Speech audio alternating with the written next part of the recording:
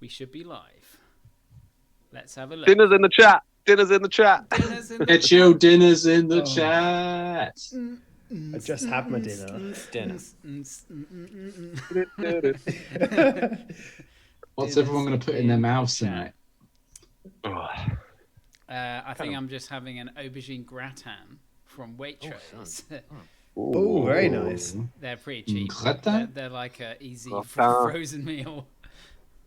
So I finished work early today because was accrued some hours and got home and I roasted some masala potatoes for a massaman curry and it was good. Massaman curry, make a man put on mass. Ooh. Yeah, mass be good. Mass to my stomach. Mass on my Someone man. check that we're on. We are. I'll check it. We are. We're live. Okay. In which case, boil up a pot. Take a seat by the sunny hearth and enjoy a fine revelried beverage with the Journeyman Questers. No, Johnny, Already done head. right in my journey.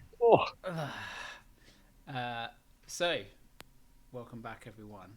Welcome to Aidan, who is actually here in thine flesh.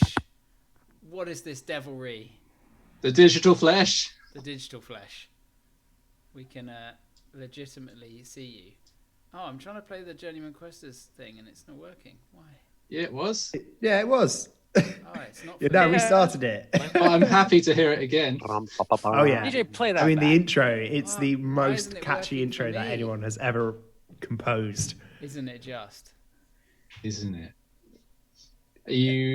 Have you got the right audio connected to Roll20? What is happening? Yeah, I haven't got any audio. And Chris on the says a big shout out to Chris Gillian. Thanks for coming. Our number one fan. Chris, Big Chris love to you, comes Chris. every week to watch us. Can we just shout out Chris? Yeah, I think. Shout out to your boy Chris, Our one and only true fan. the true patron. It's because we do nothing to promote our. We do nothing to promote except tell our friends. That's it. Yeah.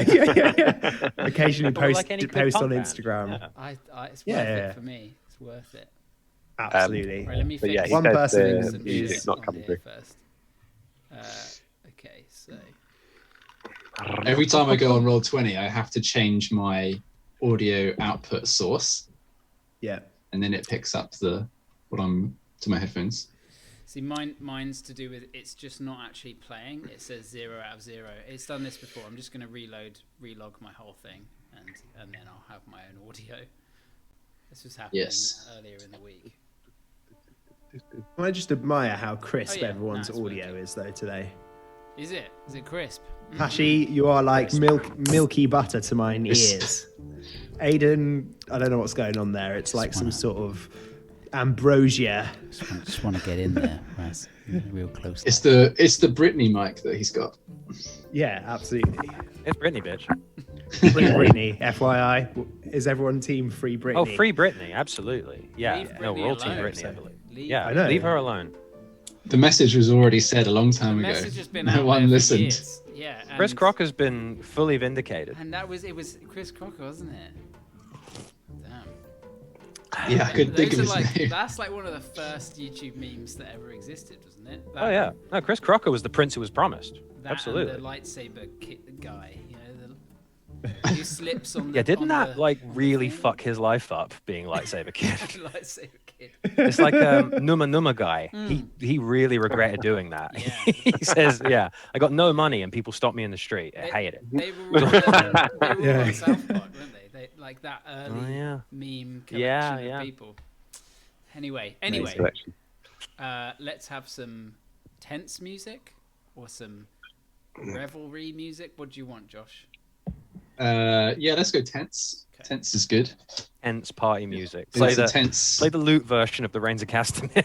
It was indeed a tense moment in the last session, and as Josh quite rightly put it, you are currently in what seems to be the mouth itself of the beast, which could close upon you at any given moment. So, without further ado, Ruthus, please take it away. How can they continue with the frivolity of this banquet as if nothing has just happened? They're laughing and chatting as if I were a mere 5 minutes of entertainment between courses. No, something here is wrong. Are their minds stuffed to the brim with sawdust? What is the meaning of all of this? They cannot be themselves. No leading figure of this city would witness such a public display of scandal and then turn the other cheek for another slice of boiled goose. So then, who is it? Who here has their hands on the puppet strings? Celeste, it is clear, is no longer just the serene and cherubic daughter of Malvo. There's something behind those eyes. Something much more deceptive and gnawing, waiting to be released. Not one piece of Kristoff has changed, and true to his nature, he is cowering behind those with a larger presence than him to do his bidding for him. But is it even his bidding anymore? Or is it the Silvermark? We saw their presence as we walked through the streets. We've witnessed firsthand what their implication in a city can mean, and I fear how far their tendrils have sunk into the foundations of this place. We have delicate work to undertake here, for one misstep could land us in the embrace of death itself. We are truly walking amongst the dragon's nest. We have no choice now but to play their game and see where it takes us, and hopefully, somewhere along the way, we can make our own move. Outsmart them, take the upper hand. Perhaps, too, I can prove myself to you. The soul within the Sunstone. I have not forgotten your words. He that they call the King. And as one leader to another, I shall earn your respect, I promise you. There is no better time than to do so now, even if it means sacrificing myself for the sake of others. The weight of responsibility lays heavy on the back of those who burden it.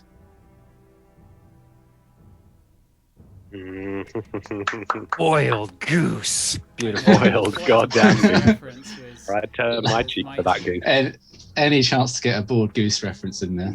Oh yeah, just there was a Spanish guy doing the Bartman, Ah. Hashtag Julian Casablancas. who I think you Unfortunately, I could missed kill the in section at the Hitman. end there. My headphones had a bit of a wobbly. Yeah, you disconnecting moved all of the Yeah. pattern out, so I had to put it all back in again. Yeah, my headphones just, I don't know what they did. It was really frustrating. They just disconnected and I was like, oh, this is so good and I'm missing it all. Are we supposed to be hearing music at the moment? Yes, Oh, there is music okay. on. okay. I can't hear music, but I'll I don't roll know if 20. It is there. I can't hear any either. Can you not? It was playing a second ago. Let me Yeah. During the stop catch and up. restart it. So, I'm refreshing.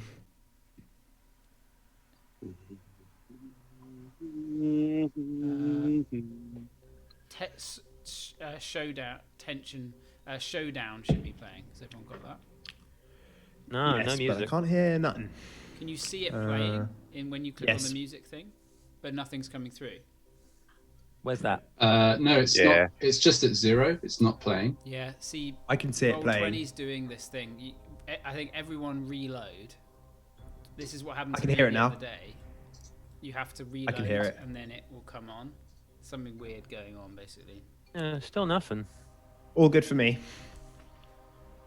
Yeah, I'm managed with that. Receiving, yeah, receiving voice, reloaded. Even if you reload the page, not reconnect. Oh, what? Just like fully refresh? You'll, Okay, you'll have to do it, yeah. All right, here we go. If you fully refresh it, it seems. Are you on a Mac or a Windows machine? I'm on a Mac. If you shift, Oh, I can hear it If now. you shift Command R, it does like a full refresh because sometimes it's like just it's keeping all the cache data. Oh, Does that okay. make sense? Yeah. Thank So you. shift. Yeah, I'll do that Like now. I've got a Windows keyboard, annoyingly, but yeah. So, Yeah, still nothing. still nothing. I mean, it's just. Maybe it started a doesn't new matter. I track. don't know. Go to your, if you're on a Mac, go to your audio settings. So system preferences. Yeah. Go to sound, Sound. and then just make sure your output is the same as. Yeah, it is. This is the stuff that Chris turns up wait. for every week. I feel like I just heard something happen. This? Yeah, I can hear it. Turn it up. You've got the volume as well on Roll20 under the Yeah. settings under If the you click that's cogwheel. true. Yeah. Make sure Roll20 you've got the right audio output source as well. Mm-hmm. Got So it. it says video. Yeah. Cool. You got Got it? it. We're Thank good. you. I'm in. It's so much more atmospheric. It's important to get it. Oh my to god. get it right. Oh my god. I need it. So, the revelry continues all around you as the crowd, seemingly pleased at even hearing the voice of Celeste herself, goes back to their meals, to their cups. The talking begins, the chattering once more, and Celeste now rising, now stood behind the table. You on the table in front of her. She looks up towards you, Ruthus, and says, "Come, Ruthus, let us talk as a family. I suggest that you follow us back to more private quarters. I would like you to make a wisdom saving throw for me, please." Oh no. I need my dice.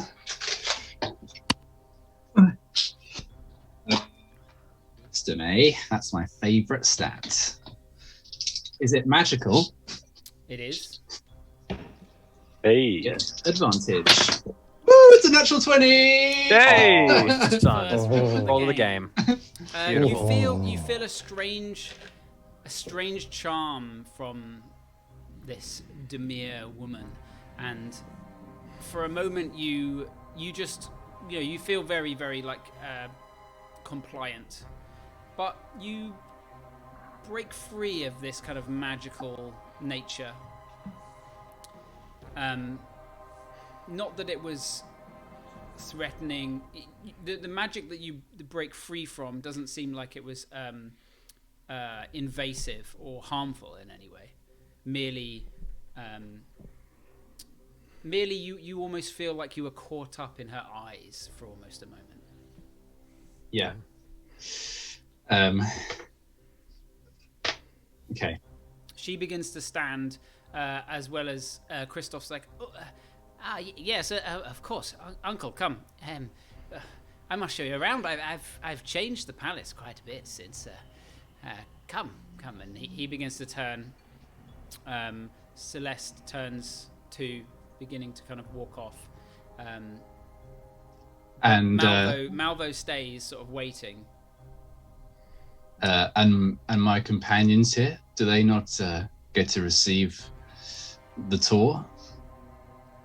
Celeste, Christoph begins to kind of chat like, and Celeste turns, almost quietening him. As I said before, this is a family matter, Ruthus. Come, Uncle. And she turns. A family matter. Yeah, so it would seem. So meta-wise, let's just remind ourselves, Aiden Richter is disguised as a guard somewhere. Not that you know that. No one knows that. No, I didn't Meta-wise, see where though. he went. Meta-wise, yes.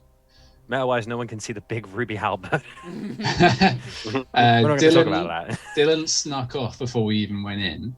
So does that mean Zook and Dutch and Varian? Zook, Dutch, and Varian are sitting at a table down from the dais, and they're all sitting there, I imagine, probably looking up towards you. Varian is like scoffing and drinking as much as his fill. Like he is like, like drinking it down. He looks up to you and he's like, Ruthus, the Suncrest sure can put on a feast. Jing with Bahamut. Okay. Before stepping down from the table, I'll cast a look over to the other three. attempting to catch eyes with Zook as the most perceptive of the bunch. I'm not Zook the most. catches Yeah, and instead of a nod, I'm gonna give you a small shake of the head. Gotcha. With a cautious look in my eye. Mm-hmm. Would I have noticed that watching everything that's happening? I would say roll me a perception. I think you could. In fact, from where you are, it's quite easy to see Rufus. So roll me an insight check. Here we go. See this, don't we? I'm just gonna, with my staff, I'm just gonna whack Varian and say, "Stop eating." 10. A 10. Probably you didn't pick up on the subtleties of what Rufus is meaning by it. But you see what's happening. You're aware of where he's going. Varian kind of leans forwards and he's like, "Not much is missed by my dragon's gaze, Zook." As he kind of stares about. But like he's eating and stuff, but he's like looking about. And then I'll turn back to Celeste and say, "Very well. Lead us to where you wish to lead me. No need for magical persuasion, though. We are among family, after all." She continues with Christoph, who sort of takes her arm, leading her along, and she kind of, she's heavily pregnant. She's kind of waddling in that way that pregnant ladies do. Pop a moon dragon. Does Dylan notice Rufus's departure? Yes, you're aware of Rufus. It's not hard to see, but you can roll me an insight check too if you want to catch that subtle glance that he gave towards Zook. I'm not fast. If I see him leaving, I will tail 100%. Okay, in that case, make me a stealth check. Mm-hmm.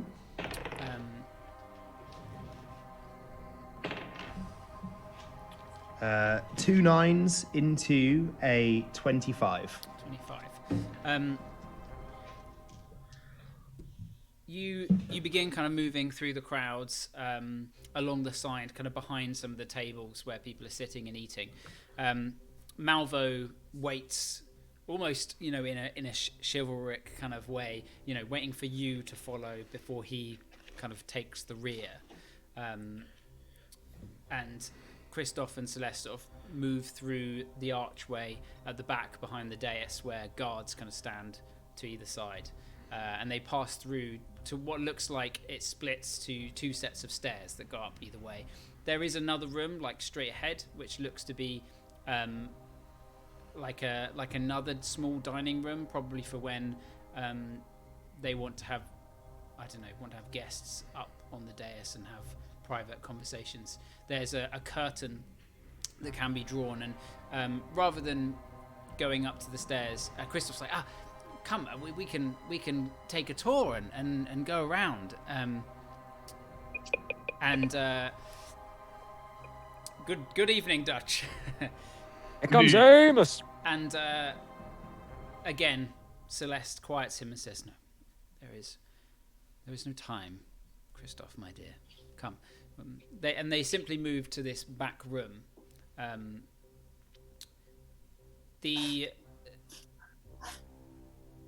The curtain that would block off this archway is open, but instead the guards kind of file in behind you as Malvo moves in, and they close the doors, kind of locking you out.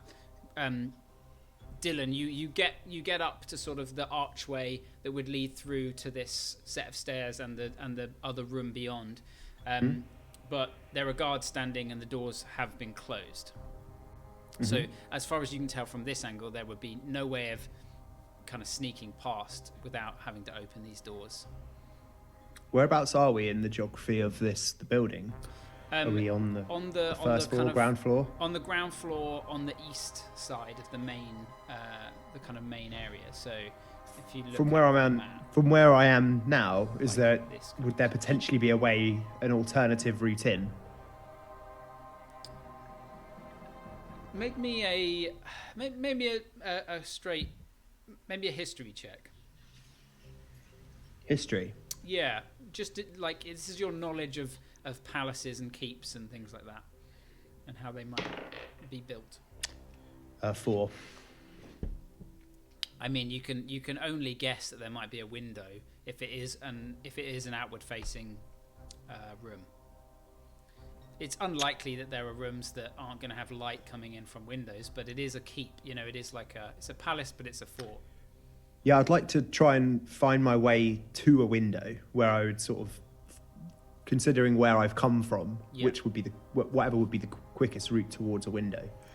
You imagine that you may have to go all the way around and outside. So if you see how long would that take here, me? Yeah. Well, you're unaware of any other exits other than where you came in, which is right at the front. So it could take you 10 minutes or so to go all the way out and all the way around. Before I go, would it be difficult for me to press my ear to the door to? If you wanted to, you'd have to pass 2 guards that are standing on the archway, and then stand between 2 guards that are standing by the door. So you'd be literally like a foot between 2 guards like this. Well, you can definitely attempt it, but there are like essentially 4 guards standing, looking out in your direction. You're kind of standing right in front of them at the moment, but there's a lot of noise within the area that you're standing in. There's a lot of kind of ambience, and they haven't. Seemingly it's quite hard to notice you. So I'd like to wait maybe for a few moments and then attempt that. Okay, sure. Inside the chamber, unless there's anything else, Dylan? I would like to just sort of have a cursory glance to see if perhaps there's any like arcane glyphs that might be warding against magic before I do that. Make me a perception check.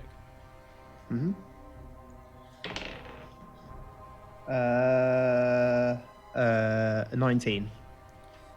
Glancing about, it doesn't seem like there is. It's you haven't seen any kind of magical glyphs or really anything particularly magical in the whole city. It's more of a mechanical, industrial place, it would seem. But it's always worth checking, and you feel like you've given it a good look, and you can't see any. We're basically a Studio Ghibli film. We're always being threatened by encroaching industrialism. Yeah.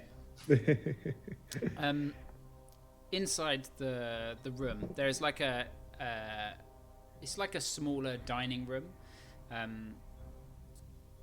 There's a large table in the middle, and Celeste takes a seat sort of at the table on the other side, and Christoph looks kind of he looks almost kind of nervous. He seems to be kind of pacing about a bit. He doesn't really seem to like what's going on. I mean, it's hard for you to tell. Malvo pulls a chair out and gestures towards you, Rufus, to sit. Okay, is it just a regular old chair? I'm guessing. Make me a perception check if you want. A 10. Yeah, looks like. I mean, nicely made. Mahogany. Yeah, I'll have a seat, I guess. Am I like? Is there like a significant threat here? Am I like subtly being like told to like sit in this fucking chair right now? His demeanor is fairly aggressive, yeah, but you've never known his demeanor not to be, so it's not unlike his character. Yeah. Okay. Cool. Yeah. I'll sit down. You take a seat, and Christoph, kind of pacing about, also takes a seat next to Celeste. Malvo stays standing, but kind of in a what you would gauge as almost a protective, fatherly position. He's not standing somewhere where he like to your kind of in your blind spots. He's not standing to be aggressive. He's more standing to be defensive of what you would assume would be his grandchild. Yeah. Okay. So, Uncle, it is good that you've come. I'm very pleased to have seen you. Celeste again kind of raises a hand. Says, I think we should just cut straight to the business. Rufus, you pose a threat. Your name, your birth, your blood poses a great threat, but not only that, your careless disregard for the laws of the Empire and your gallivanting incites the people somewhat. I'm curious to think what did you think you would accomplish by coming here? I don't think my actions incite anything out of the people. You saw their reaction in the banquet. Seems like you've got everything under control. Perhaps here in the palace, yes.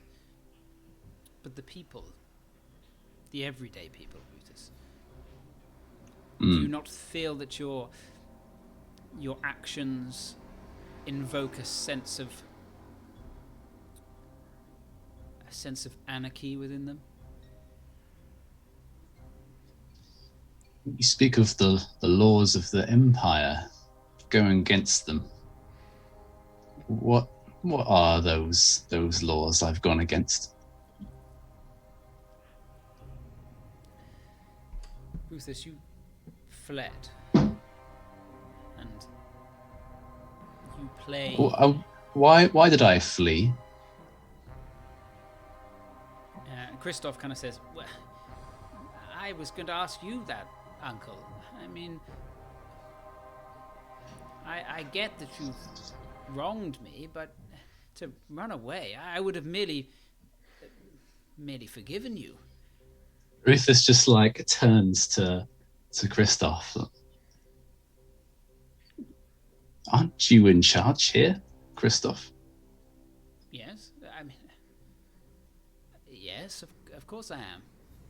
Why don't you tell me what happened a year and a half ago? I think that's quite enough, Rufus. Christoph. Oh, so he doesn't know. Is that right, Christoph? I don't know what. What happened? He knows, Rufus. But I feel that what you think happened is not what he thinks happened. Right, okay. So are you going to tell me what happened? She sighs and looks towards Christoph. Christoph, dear, I think you should perhaps get back to the party. Oh, he should hear this. He's as much part of this. He immediately kind of stands up straight and is like, "Oh, yes, of course, my dear. Yes, quite right. Lovely to see you, Uncle." And he begins leaving. Does Rufus know that he's just been charmed to leave the room? You can roll me an insight check. Insight. Oh, that's -3 as well. Of 13. It was quite sudden, but he seems like a bit of a pushover. She just seems quite in charge, perhaps. Malvo opens the door, and at this point, Dylan, you see Christoph begin to leave the door, heading sort of in your direction. Okay. Was I not able over that period of time to go and have a listen? Yeah, well, go on then. I mean, obviously, I would have moved back at the slightest sound of footsteps coming towards. Roll me a stealth check then. Okay. Okay. That's a 30. Okay. No, sorry, a 32. Silently standing with an ear pressed to the door between two of these guards that are facing outwards. At one point, one of them looks right at you and is like, oh, that smells good, doesn't it? And he's talking to the other guard because you're standing between them. And you like freeze for a moment, but you You continue listening. Roll me a perception check. Okay. I have advantage on hearing, I believe. Okay, which is all good. A 20. I will say you're relatively aware of things that have been said. At this Okay. point, the door begins to open. You step back, and Christoph leaves. The door shuts once more.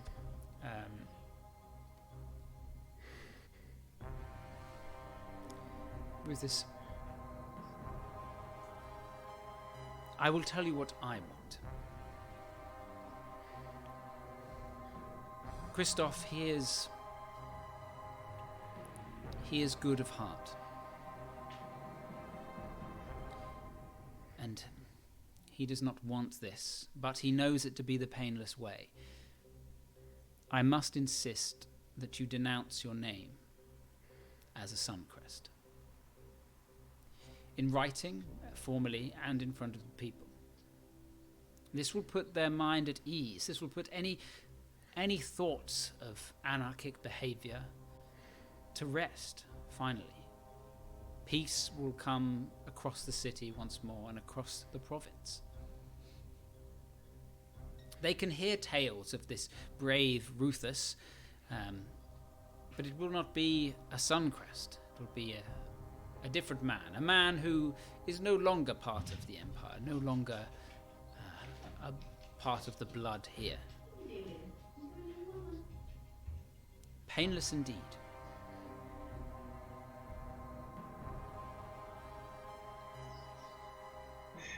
My name is all I have.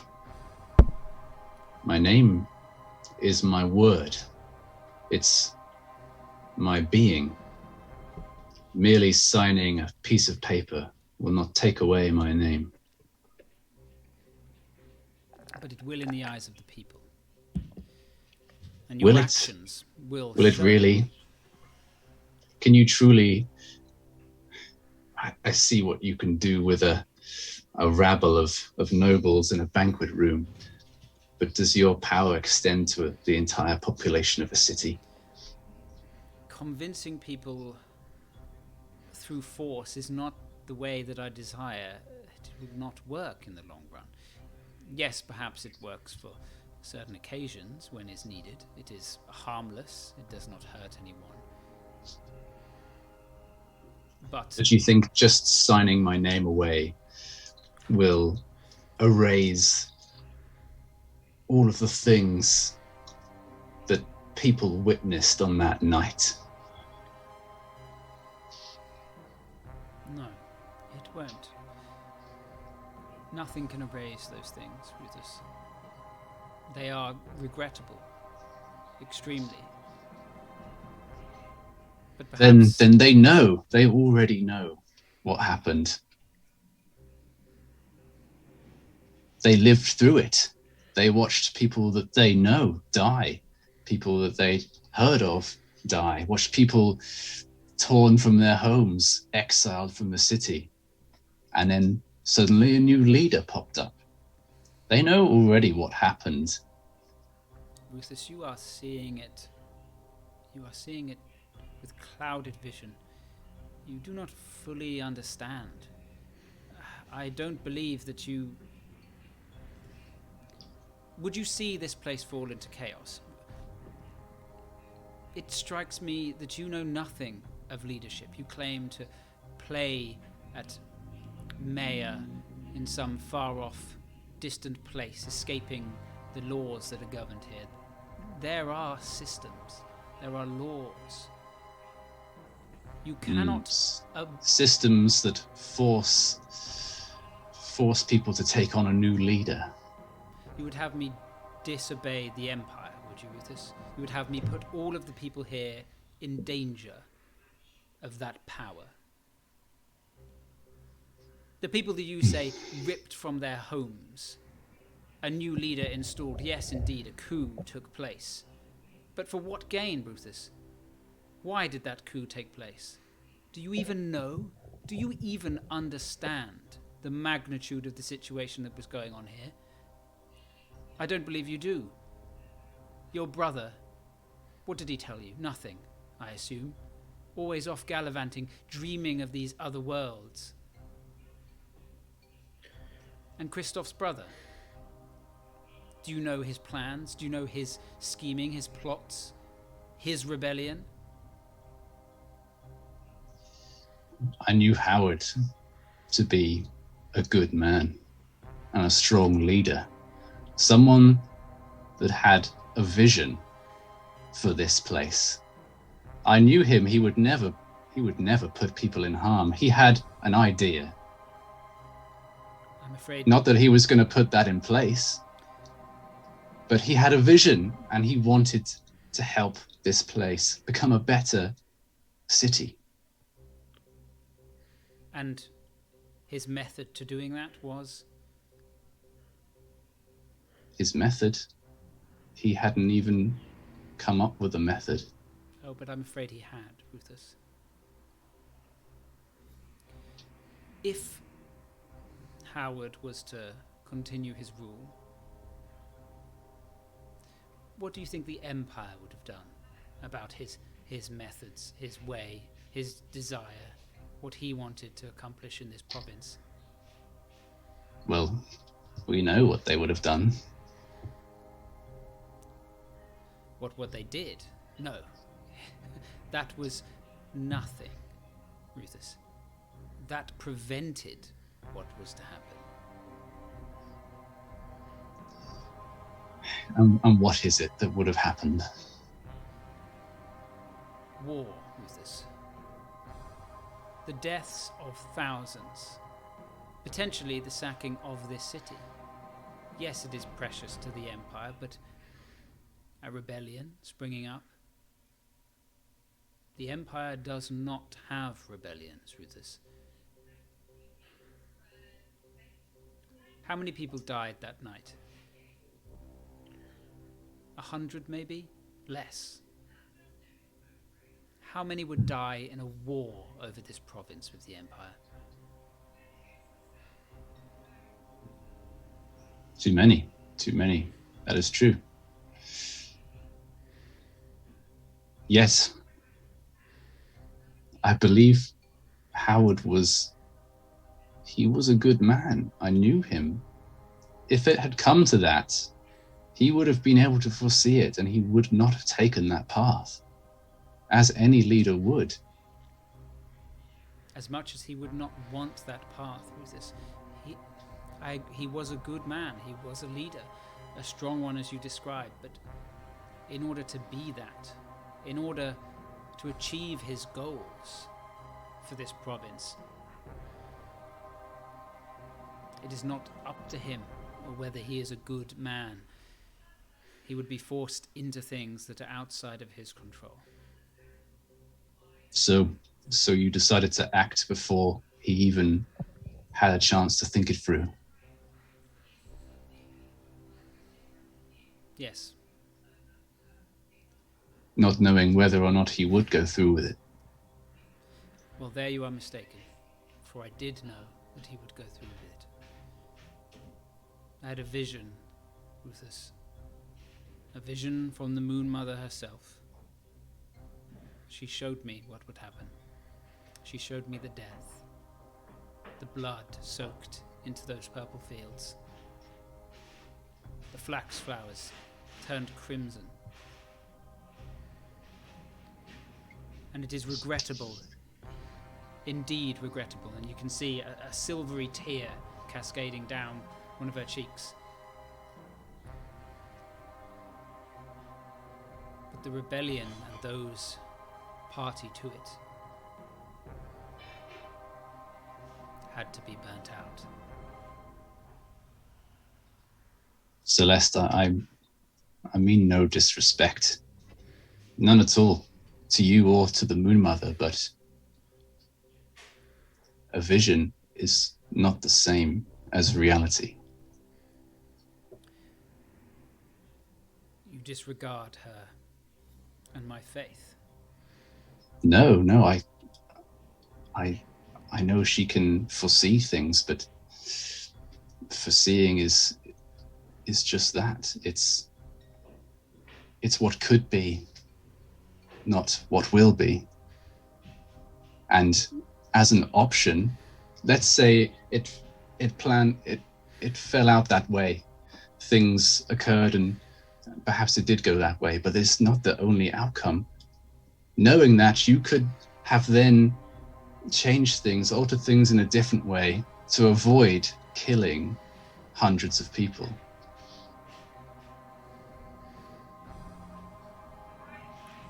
And helping Howard become a better leader in the process.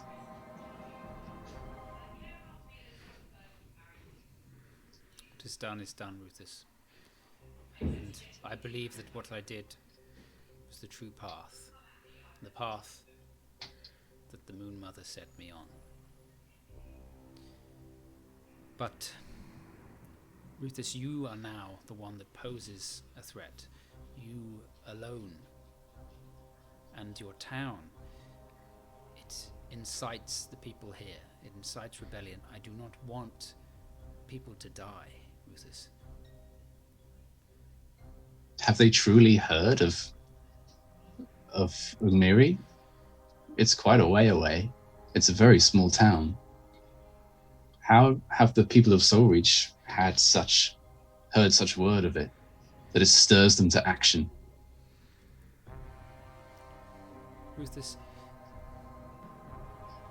you and your friends, the ones that call themselves the Gypsies of Fortune, I do not think you realize the scope, the renown, the things the deeds that people hear that you have done. These tall tales, these mighty things, these, whether some are true, whether some are false, your renown spreads far and wide like the trading roads that span across the empire. People know who you are. People know you have fought dragons. People know that you have conquered cities. People speak of these things, whether or not they appear to be true or false. There are powers in this world, yes, but you and your group of friends clearly have power of your own. Power beyond the mortal man. Power beyond the worker, the farmer, the butcher, the milkmaid, even the swordsman, the poet, the writer, the lord. You hold more power than you appear to know, and that has an effect. It has an effect on your surroundings and all the people within it. Celeste, I understand what you're trying to say. I understand, and I appreciate that you do not wish to see another uprising of any kind. And I surely do not either. I saw the state of some of the people out in the streets today, and they are hard up as it is. And I do not want any more to face a worse fate. She kind of bows her head in what looks to be almost shame. I go to see them often, but it has become too dangerous to venture into some areas of the city now. The nobles' caravans attacked by disgruntled workers. That I know they are suffering, and I know that the Empire is not perfect with us. This is why I implore you, Celeste, to think about what you may force me to have to do. By signing my name away, as you say, if my renown and the Gypsies' renown is so great, they will know who I am and who my party are, no matter if I've signed my name away. In their eyes, they will see us coming here and then being forced to denounce myself, and they'll say, why was that? Why was she afraid of him? That is why you will speak to the people. We will gather. We will gather the people, and you will tell them.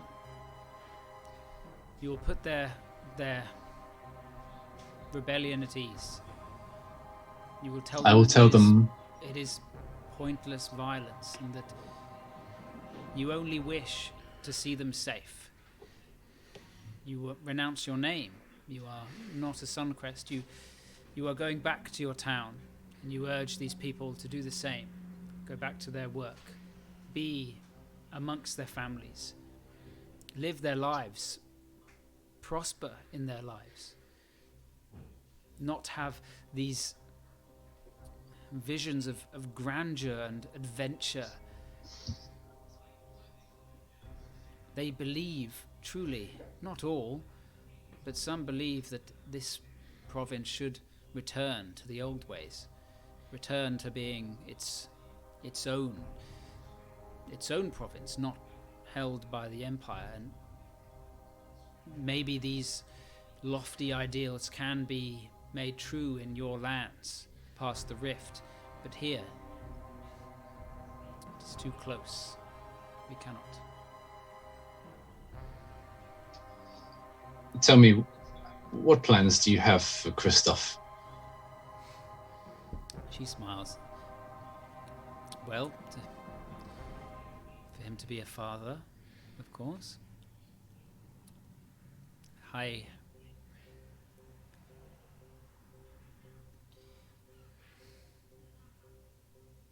Ruthus, if you do this for me, I will tell you everything. I will tell you the truth of the matter about your nephew. I will tell you about his involvement. I will tell you all.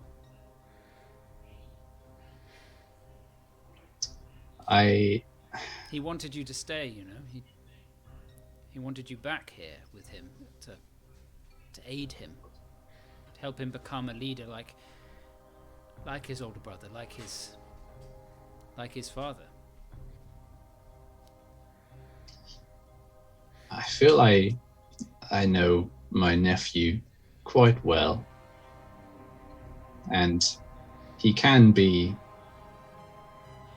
a coward, and he can be vain, and I can't help but feel that it's not his fault. My real question is, what do you get out of this? He's obviously been a vessel for you, a tool to get to the position that you're in now. I just want to know whose will is it really? Is it yours? Is it Malvo's? Has he pressured you into this? She looks towards her father, and he almost smiles. Ruthus, it is the will of Saloon. She watches over these people. She keeps them safe. Mm. My So position Saloon here told you. It's naught but faith that has brought me to this position. I'm not here for the renown, for the wealth. I know that my position here is true. And I know that I am the one that will be able to protect these people. Through their faith. At all costs, it would seem. My child, Ruthus, is soon to be born. And with it new faith. New faith in the Moon Mother. They will lead this place, and perhaps one day with us. And she leans close and whispers quite silently, perhaps one day they will lead this place into a new light. One that is not governed by the elves, but instead just by Saloon herself. And what will the name of this child be? Will it be Suncrest or Blackfriar?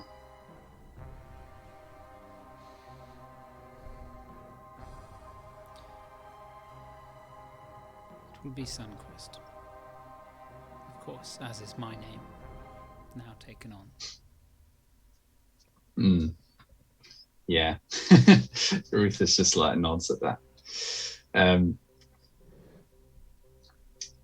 So if I refuse to do as you wish, sign away my name, pretend like I have nothing to do with this place. I don't think you will. I know you as a man of the people. Well, I don't know what the stakes are. It shouldn't be about stakes with this. The stakes are if there are stakes, it is the people's lives. It is what would happen if there was a rebellion of some kind.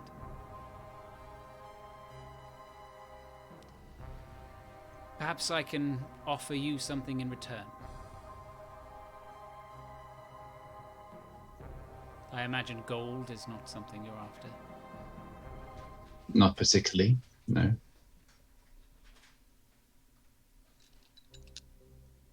Then what would it be? What would you ask of me in return? I already told you I would tell you all the truth of that night. Tell me about the silver mark here in Soulreach. Very well. Would there be any other requests?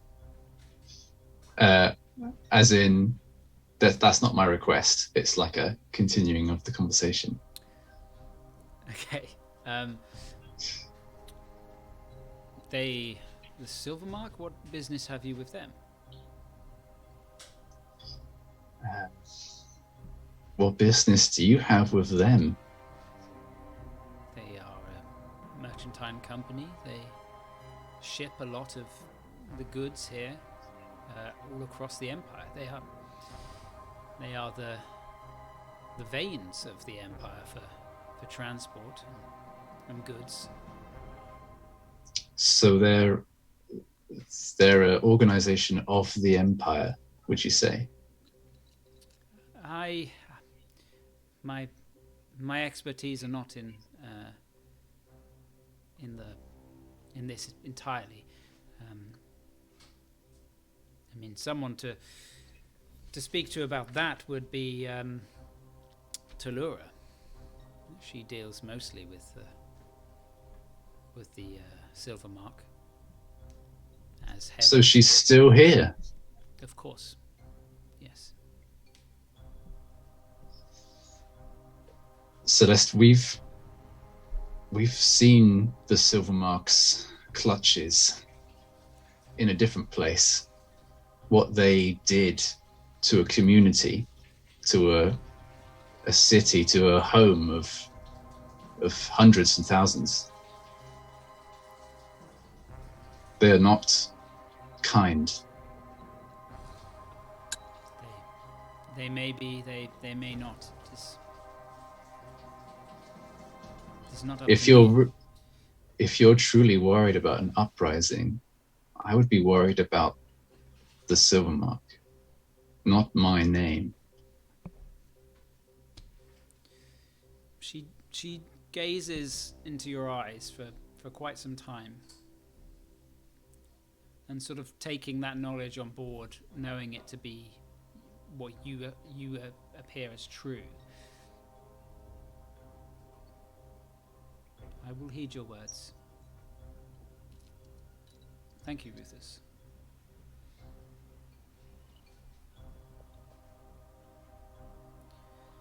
I will do what you say.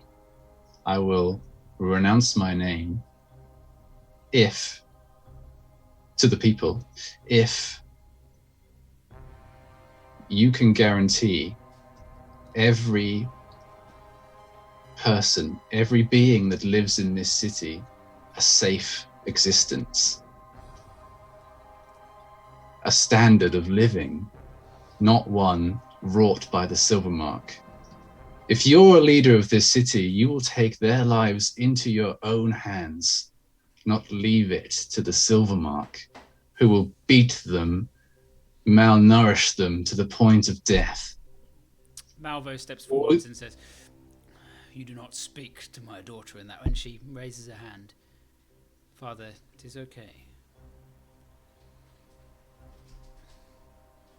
I understand their pain currently. It is not the silver mark that puts the strain on us in that regard. It is the Empire itself. The Quell here, you know him. Salvier has quotas from the Empire that we must maintain, and they have merely got steeper by the year. We are forced into working double shifts through the night. Children work in order to meet these quotas." If you want me to do what you say, then you must do the same also as a price. If I'm to help you stop an uprising by renouncing my name, then you need to help yourself Rufus, and look after your people. I am trying. I am new to this. I am new to the rule. I am not like my sister. I do not have a fierce, heavy hand. I inspire the people through their faith, through their belief in me. That can only go so far. Indeed, it can. It can only go so far. I do not see another option. I am at a loss with how to meet these high quotas from the Empire. That's the price of leadership. You have to find a way. If not, then parents will continue to watch their children die at the hands of the loom, and they'll ask themselves, why? Who's made my child die? That's when people will get angry.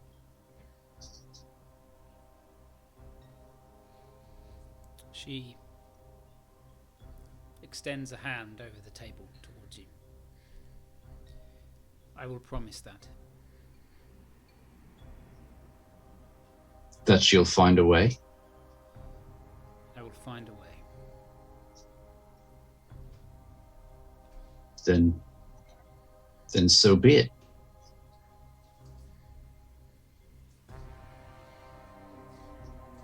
She extends the hand. Yeah, I take the hand. It's a very soft grip. Very well. You're welcome to stay as long as you wish. I will make the necessary arrangements for the ceremony to take place in front of the people. When will this be? On the morrow. And where will it be held?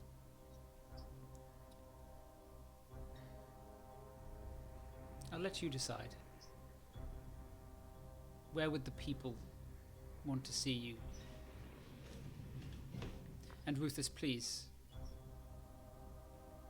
I urge you, do not go back on your word. If you are to stand up there in front of the people, you have the power, I am fully aware, the ability to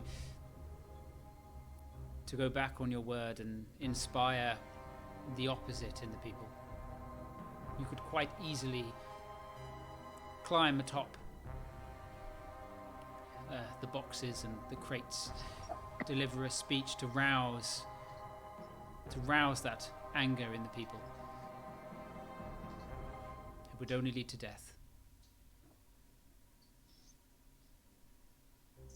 I've given you my word, have I not? And your word is your bond.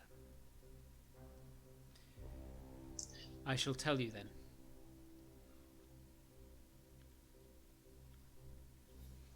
The night of the coup,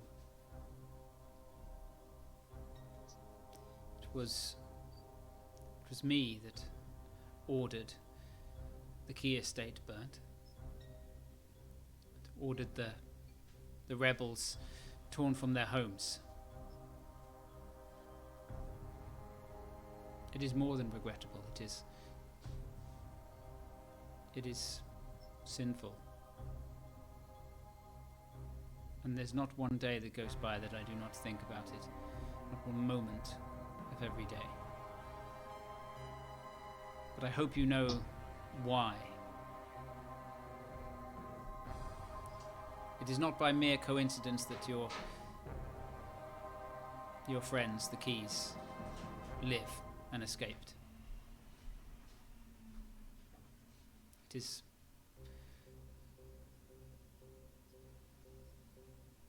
just was the way. And Christoph knew. He was aware, but it was not him. I take the burden of this upon myself. But he could not live with it. As cruel as he can be, as arrogant, as stupid as he can be sometimes, he could not live with knowing what we had done, what he thought that he had done. And so he does not know. I took that part from him.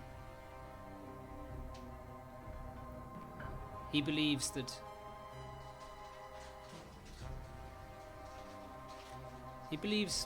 Kirklean spies came. It is a lofty tale, but one that is implanted in his head. And he believes that you fled. Hence the apology he thought he was owed. And do you intend to keep him in the dark forever? I do. Ruthless, he could not live with what he would know. He does not have that strength. He would take his own life. And I cannot allow that for the sake of my child and the kingdom.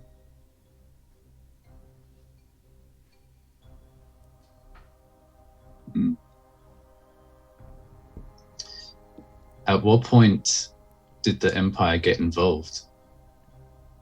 Early on,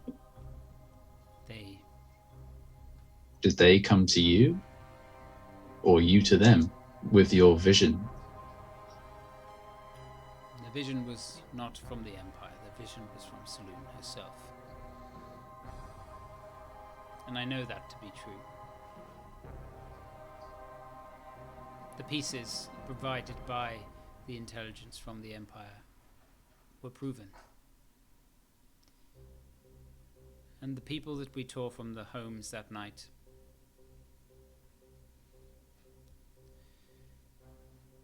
there were no mistakes made. Those people were conspirators.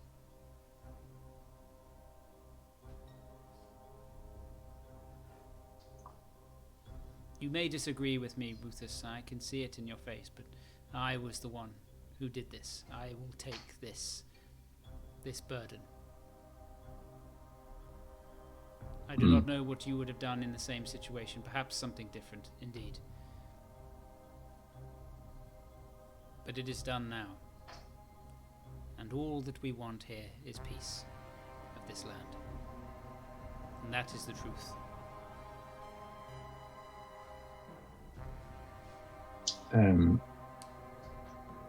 I feel like I believe her, but do I? Roll me an Can I roll an check. insight? You can have advantage. 13. Yeah, she seems genuine. You think to certain occasions where like maybe a few things don't match up, like the Black Friars coming after you on the road to Amiri and trying to cut you down. There's a few kind of moments of fairly bloodthirsty behaviour, but you don't imagine that she is ever involved in the actual stuff that happens. And you know the Blackfriars, or you know Malvo and her sister, you know Celeste's sister, to be pretty ruthless and bloodthirsty individuals. Yeah.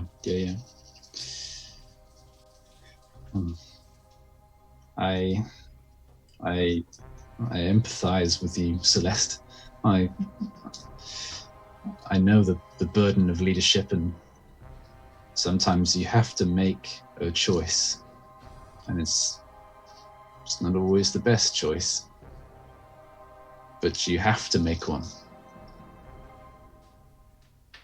I just hope that it still is the right choice. I think with your words for the people, it will solidify that.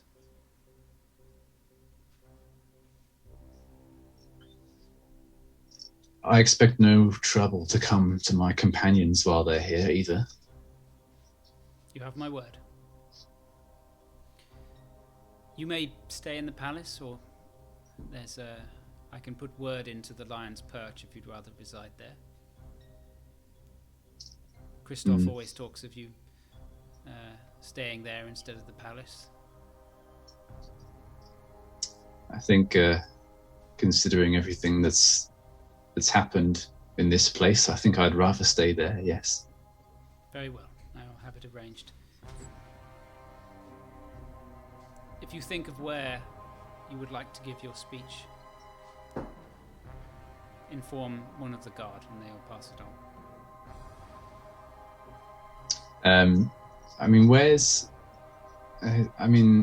Where's the main square? Probably, if there is one. There's a few main squares. The square here outside the Grand Loom is probably the biggest square. By the tavern, between the archives. That's probably the biggest square. That's like the market square. Yeah, that's probably the best place to do it. Okay, yeah, she agrees to that. Says preparations will be made. And she stands once more.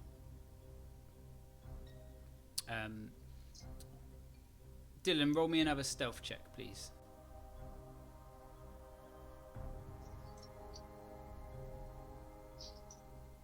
You're muted, just so you know. That will be a 24. 24. A 2 and a 1. Wow. Yeah.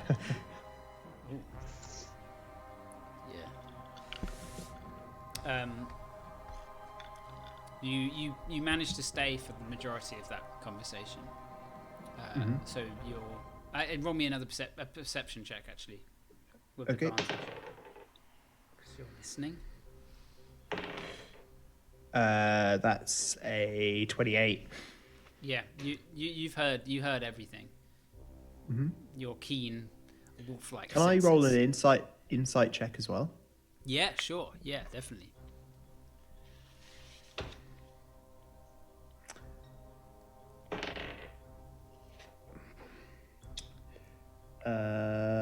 It's not too good. 15. Her words sound genuine. She truly believes what you kind of gauge is she truly believes what she did was the right thing.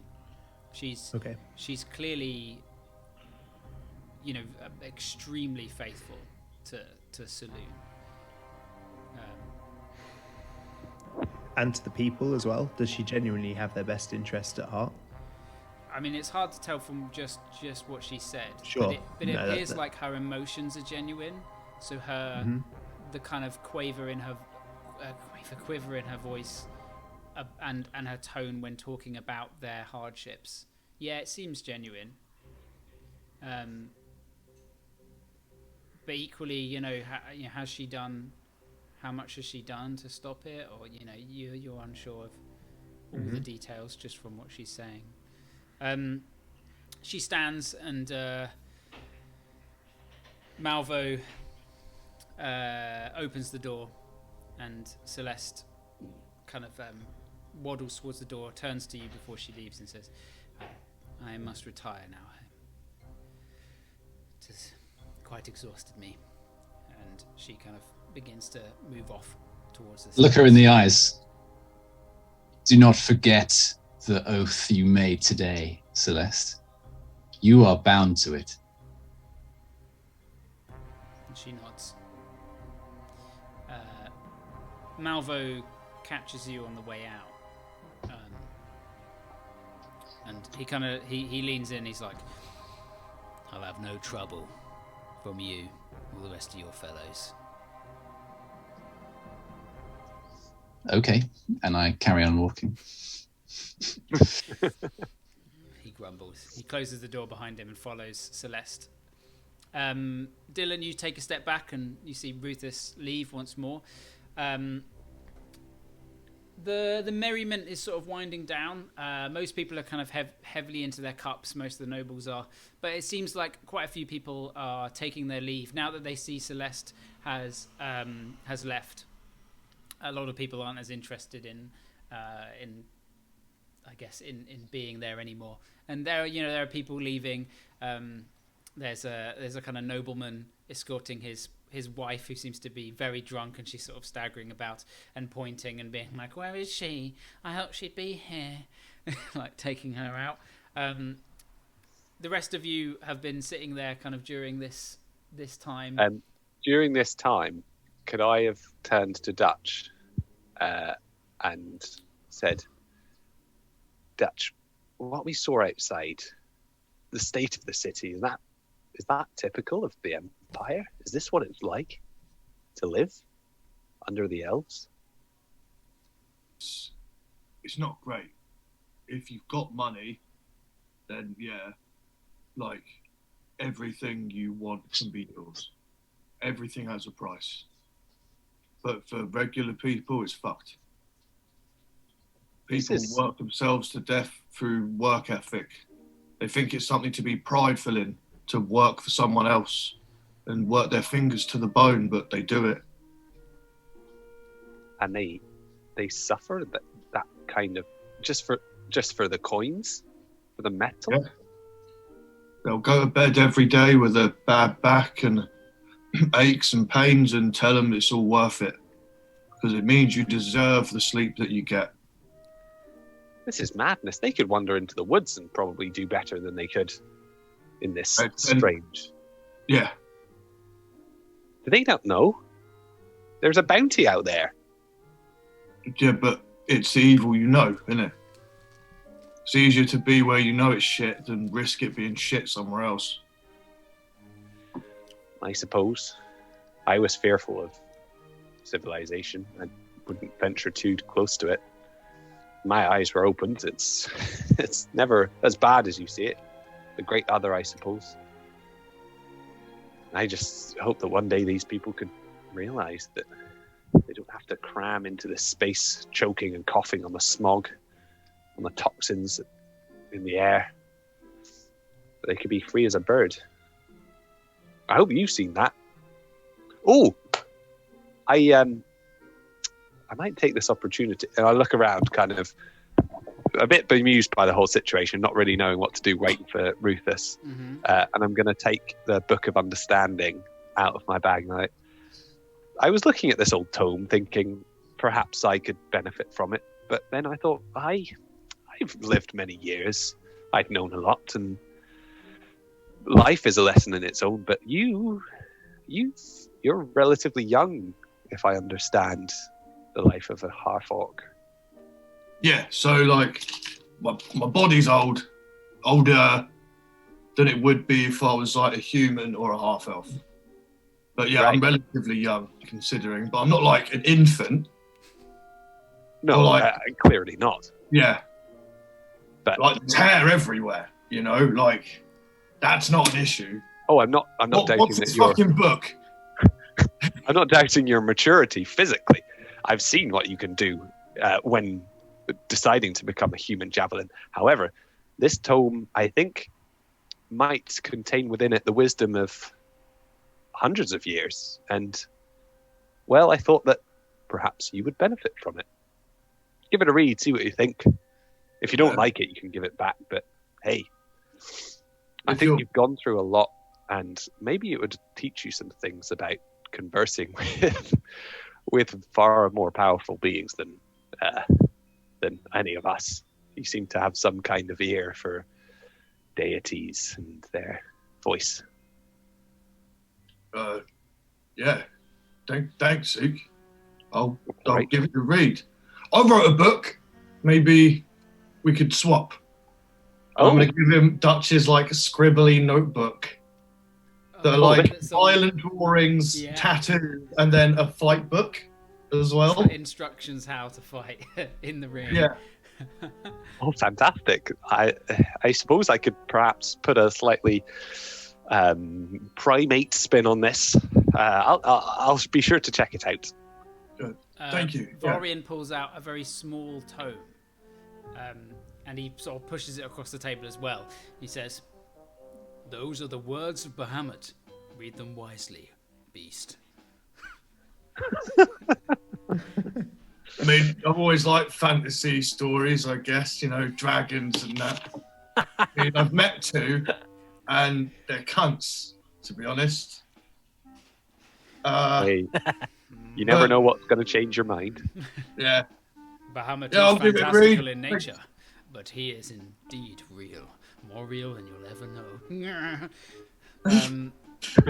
At this point, you can see Ruthus stepping back towards the dais, accompanied by no one, and Christoph gets up and is like, Uncle, come. They've got pheasant stuffed with gooseberries. It's your favourite. He kind of beckons you towards the chair. Okay, I'll sit down with him for a little bit. He kind of sits there. Partridge, by the way. Is it partridge? Well, no. No, but I mean, he thinks it's yeah, pheasant. he says that. He says that. I was just expecting Rufus to be like, "Bitch, it's partridge." Pheasants are a peasant.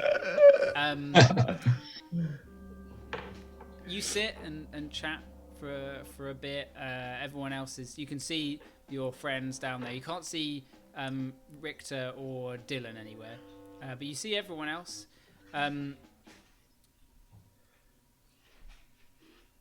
How long are you staying? Are you chilling for a while, or? No, not really. I thought that I was premonitioning that he might have a chat with me, but probably not. No. Probably just for like 10 minutes or something. Towards the end of the conversation, he does kind of lean over and say, so Uncle, did you agree to what Celeste wanted? What would you think of me if I did? I would think you a strong man, Rufus, a better man than I. I fear I could not have done the same. I was forced into this role, you see, since those Kirklean assassins killed my brother. I had always dreamed of it. I had always been envious of him, but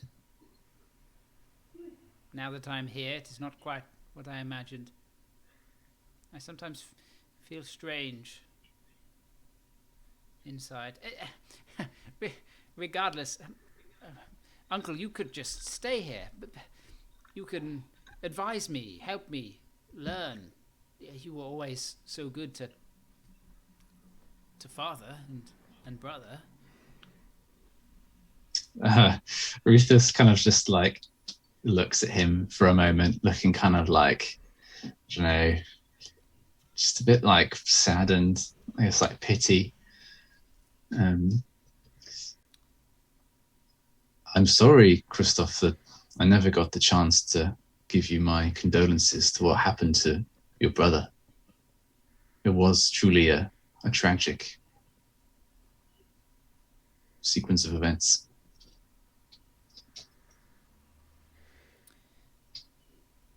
That's quite all right. And I accept your apology for running away. I still don't quite understand why you would, as such a brave Suncrest, but I guess no more. I understand why she wishes you to renounce your name, and yes, the people have been quite incessant of late. They don't like us throwing these banquets, which is silly. It gives them a nice notion of what to look forward to if they ever reach up, get up to here. If they work hard enough, perhaps one day they will. And it's all a bit much. Regardless, where are you staying, Rufus? You staying for a while? Perhaps a day or two. I'll be staying at the Perch over the river. Ah, yes. You always would be there, as when I was a young boy, never in the palace. A tip for you, young nephew, from one leader to another. You should try your hand at a charity every now and then. We have plentiful things here in the palace, and those outside don't.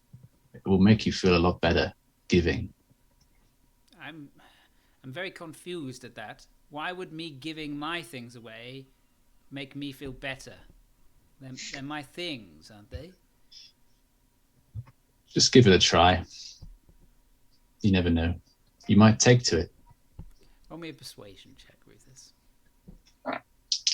We've been talking for a minute, so that means that he is charmed. Sure. Oh, damn silver tongue, son of a bitch. That's a 25. I'll think on it. I'll give it a go.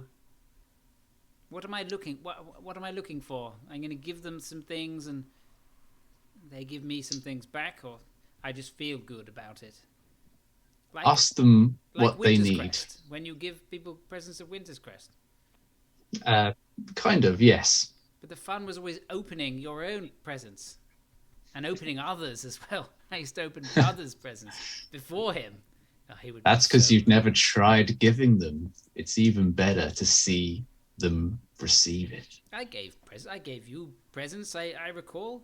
I mean, I paid other people to get presents for you. Not quite the same as doing it yourself, I'm afraid. Right. Well, thank you, Uncle. And I would be sad not to see you again. But I know it is for the best. Oh, you never know. Anything can happen. Okay, yes. You awkwardly sort of untangle from that conversation. And you begin to leave the palace. You walk down, you see your friends. Is everyone leaving? Well, I imagine Rufus moves down off the dais to where Zook and Dutch and Varian is, and they kind of get up. Varian kind of grabs as much food and stuff as he can. As he that takes happens, some chicken legs with him. Richter leaves his spot at the wall and goes and stands impassively next to the rising adventurers.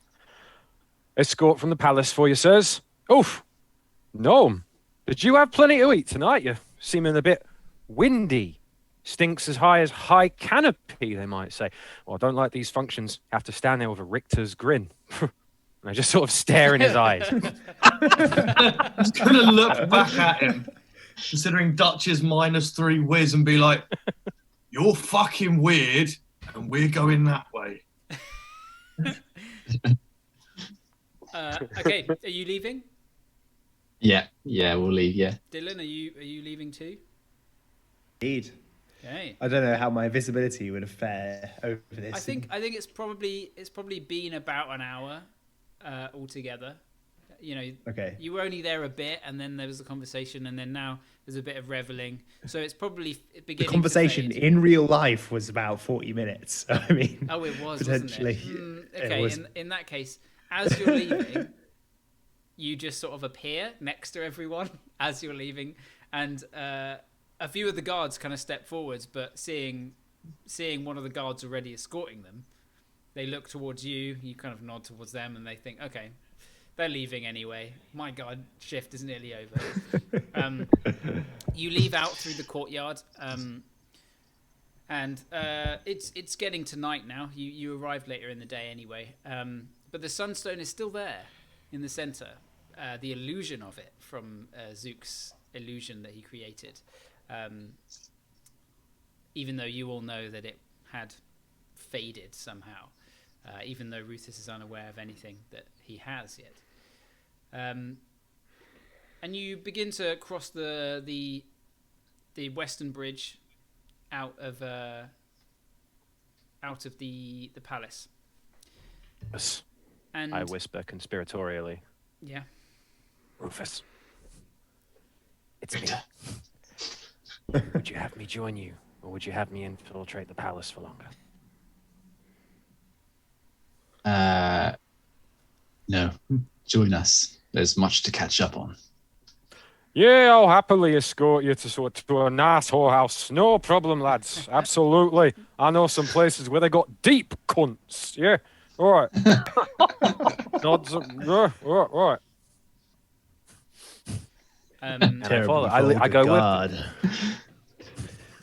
You begin walking off, passing Heartpiercer bows, which appears closed at this time, but you see some intricate looking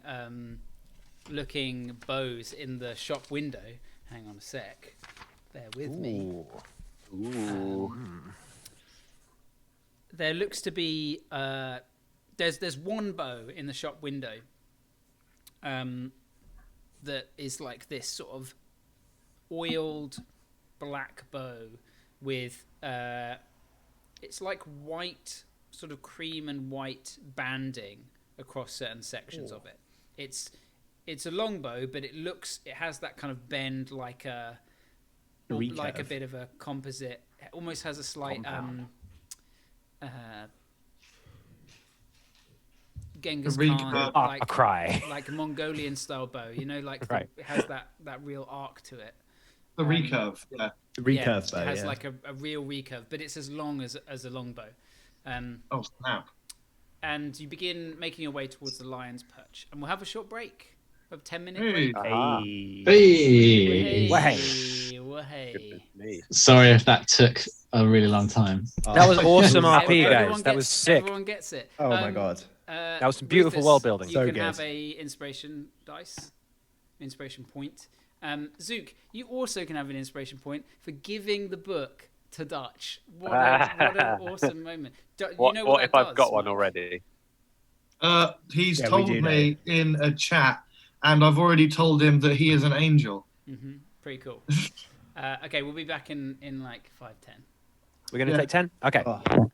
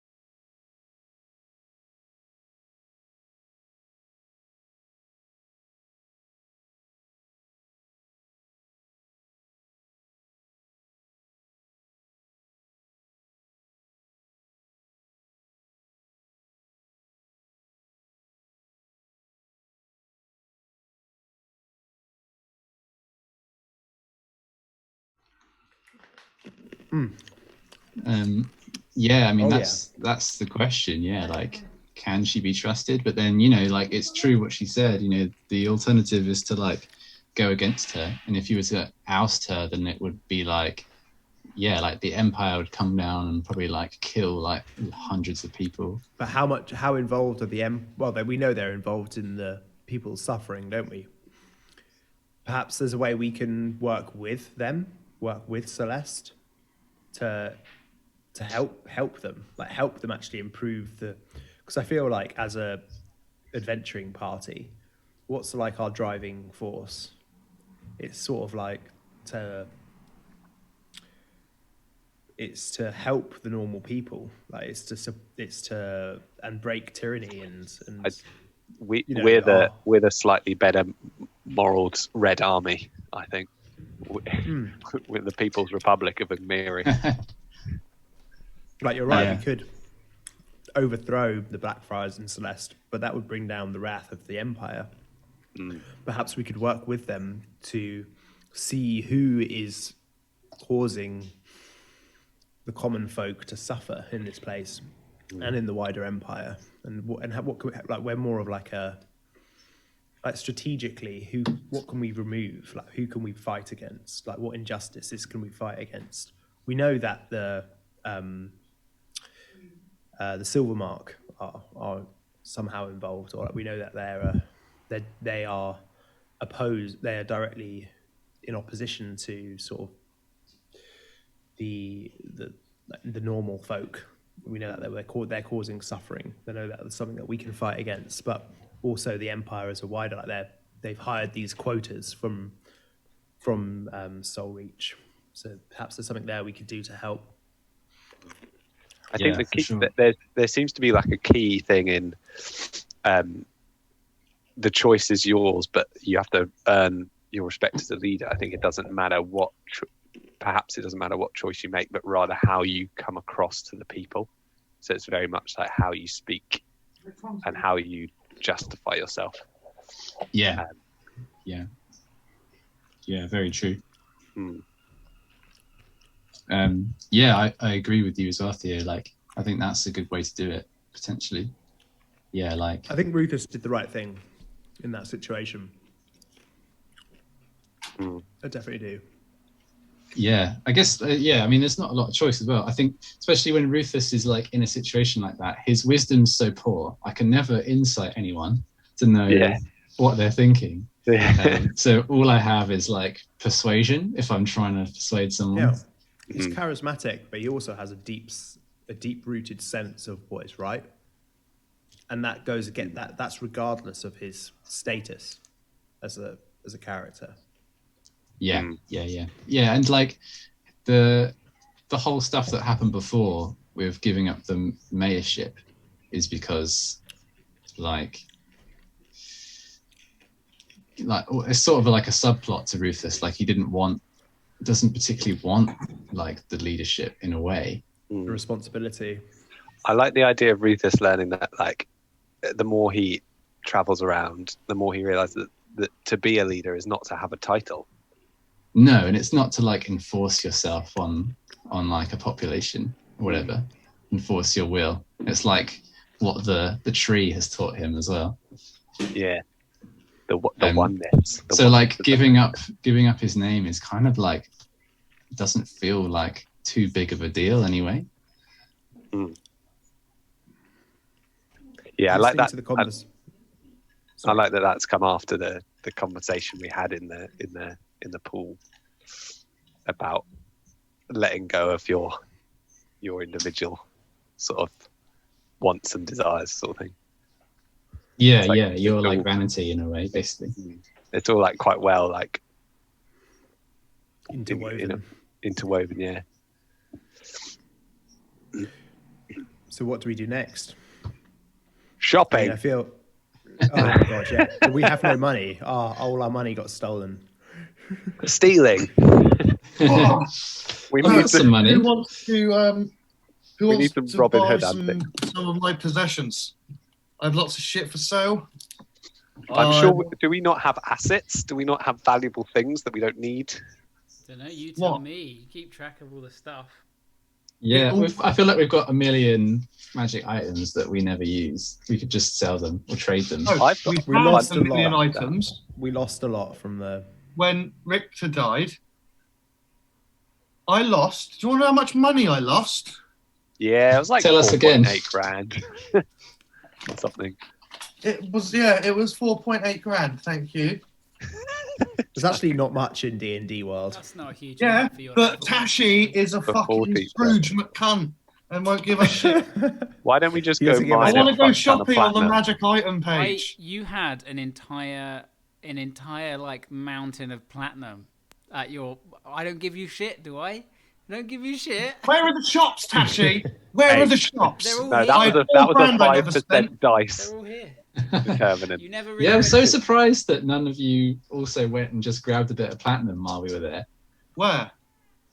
at the Platinum City. Oh that yeah, we created. did. I mean, I it's also not what had Luke would all do. the, I also had all the gems that I could never sell because we never went to a shop. There's loads of stuff. Oh It's yeah, very as from shit. that statue. It happened to be that Richter was the one who died, and you couldn't get his body, and he's the one with the bag of holding. Like that's just how it is. Yeah, it's fine. I didn't even really think about it It's until fine. after he died, and I was like, oh fuck yeah, you don't have a bag of holding anymore. But I have a You bunch probably of stuff. shouldn't give the. Sorry.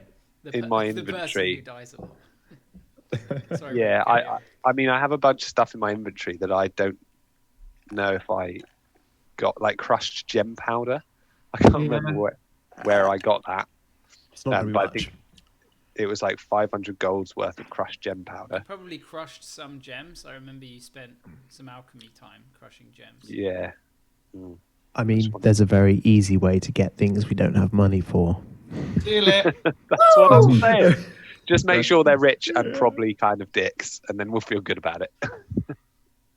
Yeah, here's what we do. We go in. Or at If least they middle act income. like a bellend towards Dutch because he's a half-orc. His brother slips in and steals everything they're wearing. I was just thinking we go directly to the shop and steal everything, but I mean, does our party do that? Probably not. Does Dutch do that? It depends if he's been drinking. It's so tempting though. And racially insulted.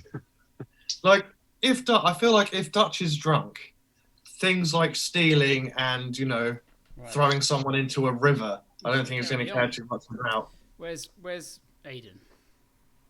He's know. dipped. I don't know. He's, Oh, Aiden's got... Oh, my God. What's going on with the cameras, bro? He's here, but he's. Yeah, it's because He's Aiden's he's turned left his Zoom. mic. It's because he's turned his video off. They all move. Yeah. He'll be back, I'm sure. Because I can see part of my room in the... Yeah, exactly. I'm very confused. It's because everything shifts around on the Zoom, and so it moves it. So, are we all going to try and do this tourney then? Josh, you said you can't though, right? Which Tony? At Dyselin. I didn't actually. Every time I go to look at my phone to read those messages, I don't have internet. It's really annoying. Okay. What's the date? I That's don't just- think I ever Sorry. saw anything about it. Start back on. Oh. I mentioned Are we it waiting to for you Aiden? very briefly, but right, When is it? There's no date yet. It's just a tourney Temporary. when we can. Oh. Okay, so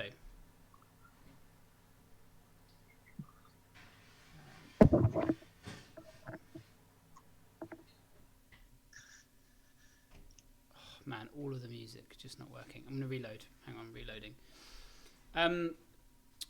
You make your way towards the Lion's Perch, past the Elven Embassy. You can see this large, sort of cream marble structure. It's very similar to the Miriau in Ingmiri. It has that elvish vibe to the structure of it. Those kind of twisting, curling spires. The kind of flow. It's not very geometric. It's very kind of liquid almost in its design. It's larger. It's more kind of majestic than the small structure in Ingmiri.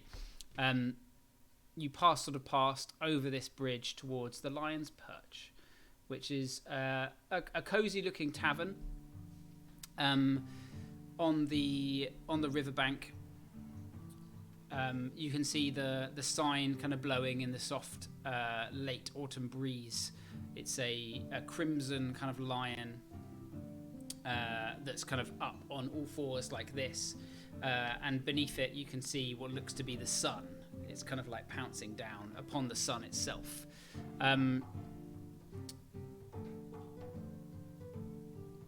You enter.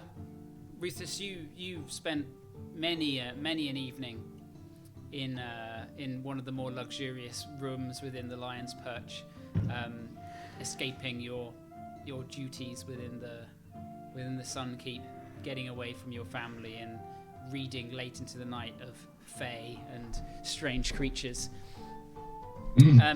You enter and you see a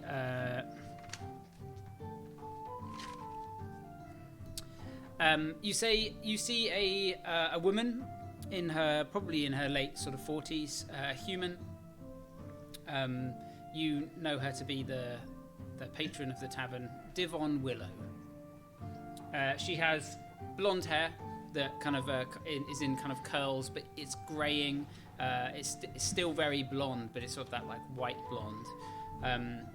She wears very sort of formal velvet kind of attire. Not particularly feminine, more of a kind of a stereotypical kind of male's noble outfit. And as you enter, she looks sort of towards you. Ah, Rufus, it's nice to see you. What was her name again? Devon? Divon Willow. Devon. Rumours are true then. Indeed, shorter than the last time. But still full of the same spirit, Devon. It's a pleasure to see you also. You'll be pleased to know that the room you usually stay in is unoccupied right now, and also her ladyship has sent word. The big C. The big C, aye. That cunt. Indeed, the big C, aye. And who are your friends? These sprightly adventurers here. Well, I introduced them in turn, and we are the Gypsies of Fortune. I've heard of you. Not many people around here haven't heard of you. I hope you know you're fairly famous in these parts. That's an interesting question, actually, Devon. Someone mentioned that to me recently. Can you tell me just how much? How famous you are? You want me to stoke the flames under you, do you? No, not to stoke my ego, but I don't know, this kind of information can be advantageous sometimes. Fine. Well, this tale of these Gypsies of Fortune gallivanting about the woods, taking on a bunch of filthy merchants. Some people say it's the Silvermark, some people say it's someone else. There's tale of you defeating a green dragon atop some giant tree. Don't know where people got that idea from. The Rufus I know, I don't think so. Let me think, there's also a few other tales. Mainly west. We hear tale of the Varamak. Uprisings, things happening there. I mean, the usual thing, but packs of fleshy creatures roaming the countryside, taking children, eating them. The Shivra you speak of. So they're real then? As the Shivara mentioned, Varian's going to spit on the floor and go, Shivra! Slams a hand down on the bar and says, "Bring me a Varamakian ale, woman!" Like this. Without sort of batting an eyelid, she pours him a pint and throws it across over to him. Are these on Celeste as well? They are for you. Not for that oaf. And she points towards Varian. Speaking of the Silvermark, Devon, I saw their presence. Well, we all did out in the streets. How have they been treating the people, would you say? Well, if you asked me, on a good day, I'd say, well, they bring a lot of trade here. Good for commerce. If you got me on a bad day, I'd say they're a bunch of cunts. You see, lots of fights been happening with them. They like to provoke people.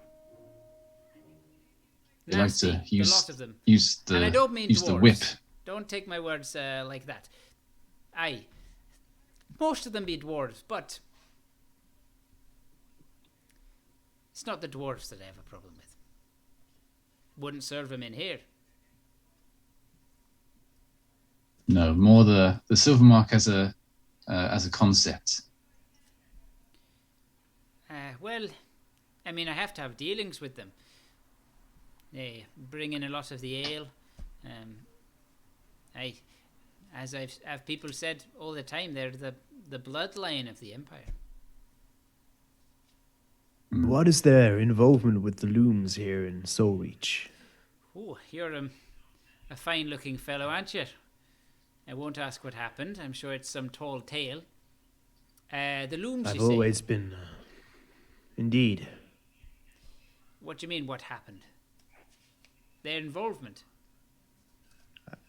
Yes, as my question was previously.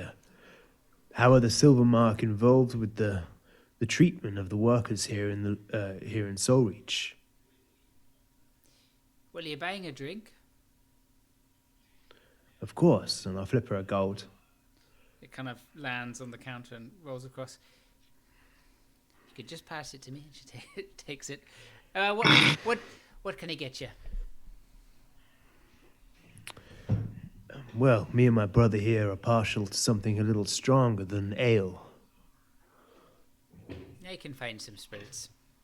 I think I got some stuff. Do I detect a little accent of the Empire? More central, perhaps? A lot of passes through here. I'm good with my ear. How much time have you got? Yeah, I got a long time. But going back to your question, they have dealings with the loom. A lot of production couldn't help. owned by them.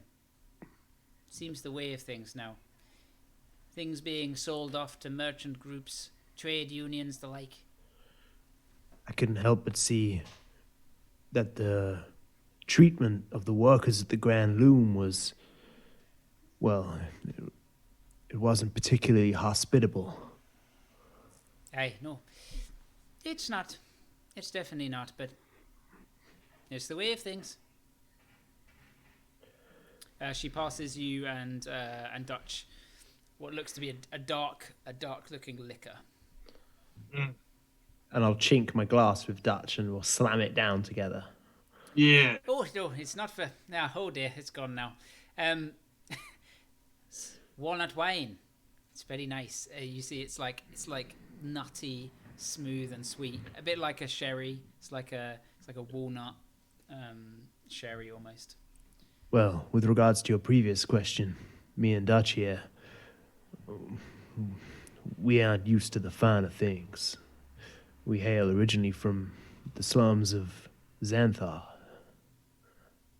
Yeah. Well, I wouldn't have pegged you for that. Your brother, you say? Another interesting tale. I'll give her a brief history. I'll give her a brief sort of story of the situation. Sort of, I'll gloss over details. You reminisce with her over various things, and she seems to drink up these stories. You know, there doesn't appear to be really anyone else in the tap room at the moment. it seems that the Lion's Perch is basically just for kind of noble travelers and like wealthy people to come and stay. And although she doesn't seem particularly noble, she seems to be like the kind of person that's enjoyed stepping up to the nicer things of life. The rooms are on the house. The drinks are also on the house to an extent. But Varian has to pay. Varian pays some gold.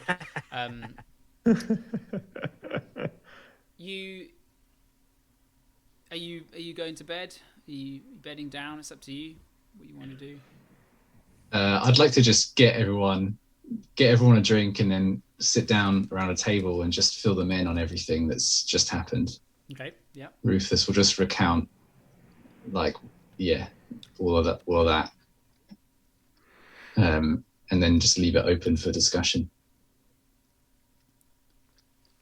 And you're happy with this? To step aside? I don't fully understand Celeste's intentions. Well, I do on a surface level. I understand them completely, but I don't know if there's anything else she's hiding. But her argument was convincing, and yes, if it will avoid bloodshed, then I'll do so. Well, that's What is the... very respectable. I mean, do you think she sent that letter? Do you think it was her that wanted to speak to you in the first place? I wouldn't doubt it. Yes. I believe almost everything here to be her doing, her will. Well, speaking of will, Dylan, as she said, as I mentioned, her vision from Saloon. Is this something that can happen? I don't profess to be an expert of Saloon by any regard. I do not know Rufus. And I should let you know, and I'll fill in, I'll let you know about my sort of ventures of being invisible and listening through the door. From what she said, I could not see any lies in the words she spoke. That's good to know. My intuition is too trusting. The thing that worries me the most is, if I all recall, when you left Soul Reach, it was a finer place than it is now. From my brief walk through the streets, the people here are suffering, and from what I can remember as Dylan, Xanthar, of course, had its issues, but for a place to turn in such a manner over the course of shortly over a year, something is not right here. There is a corruption, and is causing the suffering of these common folk. Whether or not it is Celeste or not, I cannot say. She is either an extremely good liar, or there is someone else pulling the strings here. We know the Empire is involved. We know the Silvermark are involved, but to what extent? And what can we do about it? Exactly my thoughts too, Dylan. There's something afoot here that I can't quite put my finger on. And I think we should do all we can to find out what we can in the meantime. And if anything, we can help. If we can't force Celeste out, then perhaps we can guide her if we can. I look towards Richter. Richter, by the way, just to remind, is still an Imperial Guardsman, stood by the table, not joining in. You're quite quiet, Aiden. Oh, am I? Okay. Just a little bit. Okay. You might just need it a tiny bit closer or something. Test. Amazing. That's better. I look towards Richter. If he were here, he would have words of redemption for us. But sadly, There's always a chance. There's I did always a wonder. chance. Did you, when you were offered a favor in exchange for your collaboration, did you consider asking after the Sunstone? No, I didn't. Well, I'm sure they wouldn't have handed it over. Wouldn't be much point. No, that process has already begun anyway. It sounds to me like the big C in question has a heart as heavy as her stomach right now. It does seem that it weighs on her somewhat, even though she has acted pragmatically. I think your words about the Silver Mark will at least knock some ideas loose. Maybe give her time to consider things overnight. The Silvermark cannot be allowed to continue in the way they do. They cannot treat the people forever the way they do. Something will give eventually. So they must learn. Celeste must learn. She must force them somehow.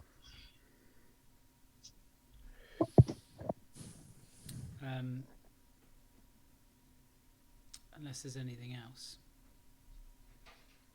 You to bed. Richter would like to volunteer to maybe spend a couple of hours at the... are the rooms upstairs? Yeah, Or the rooms are on just the bungalow second and building third or- floor. Okay, Richter would like to volunteer to maybe take a couple of hours stood at the bottom of the stairs as a kind of taking watch, but also, under a pretty good disguise as to why I'm here. Yeah. Okay. Just for a couple hours, though. Yeah. Divon kind of I keeps still want a you long rest. some company, kind of looking over and chatting with you for most of the time that you're on watch. You're right, asking you questions and things, and Food in the palace is shit. It's fucking awful. I hate it. trying to get kind of info out of you, seemingly a real gossip. I'm You- willing to lie. You bed down. I'd definitely like to take some watches. I wanted I think to that's. I read- think So, Richter, if you roll me the first watch, roll me a perception check, please. Here we go.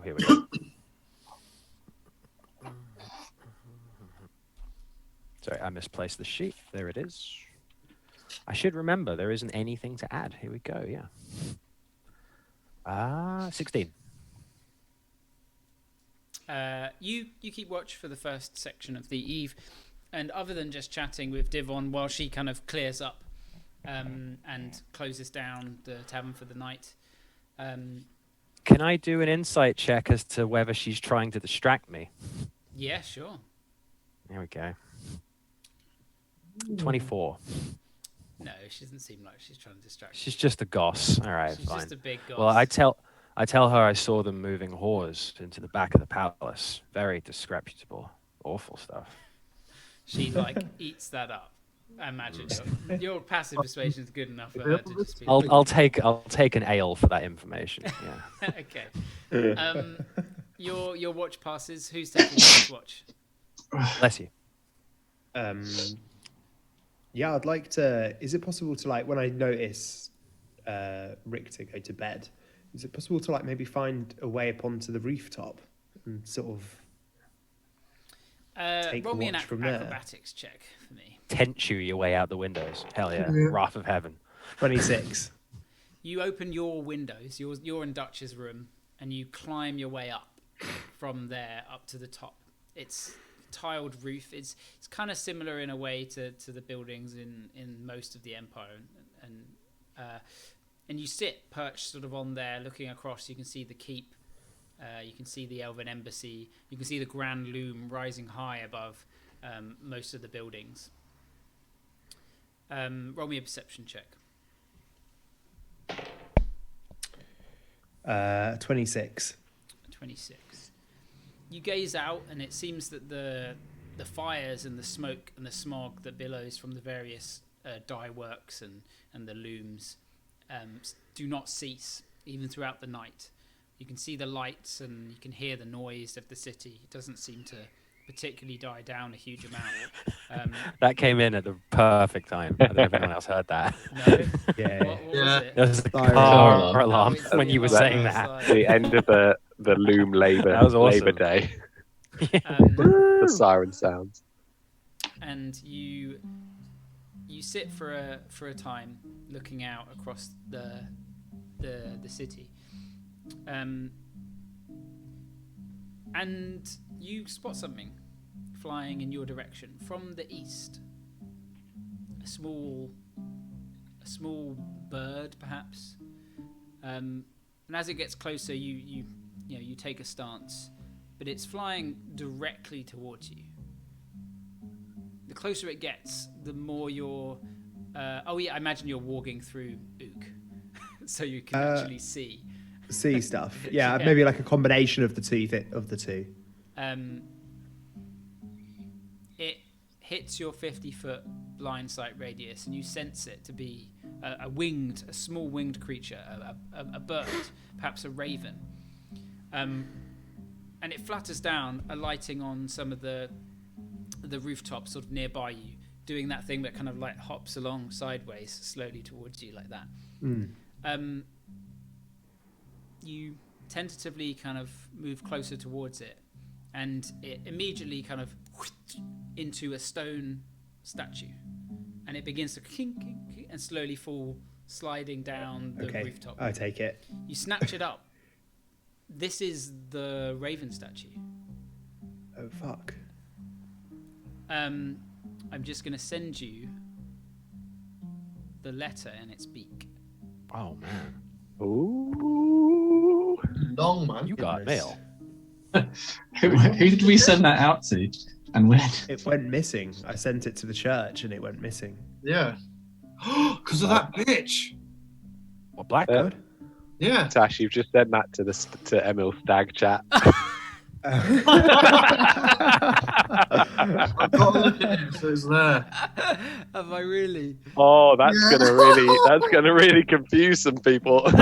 Anton is not going to know what the fuck is going on. That's hilarious. I just thought because it has Theo's picture is the top one, and so I saw that and thought, oh, that's because it has you and it has Roop, and so I was like, oh, that's the D&D chat, and I just did, and of course it's not Yeah. because we have our picture. I'll download it. And then you Um, can remove it if you wish to. I'll send it to the D&D chat so everyone can see it. Okay. Does Brother Draug have any recollection of what this might mean? Yeah, roll me a charisma saving throw with advantage, please. Oh, it's not bad. That'll be a 16. Do you remember My your God, fun? that's one of the best rolls you've done for a long time. Natural 19. You almost drop it. The letter kind of flutters down, but you catch it once more as visions play through your blind mind. These kind of like imagery of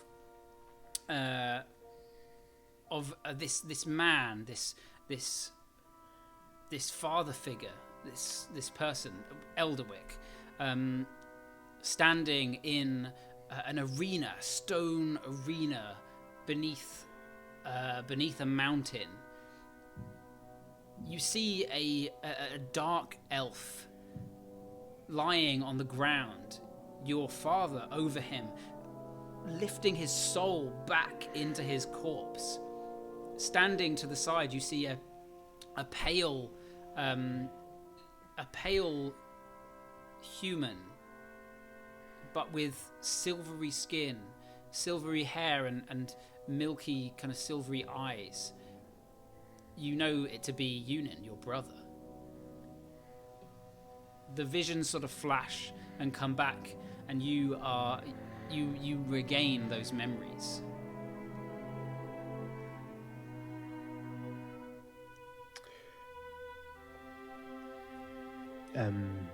Draug or Dylan stares off into the night sky, and he almost upon these memories finding their way to him, he is shocked, and he almost kind of slips from the tiles upon the roof of this building, but manages to catch himself.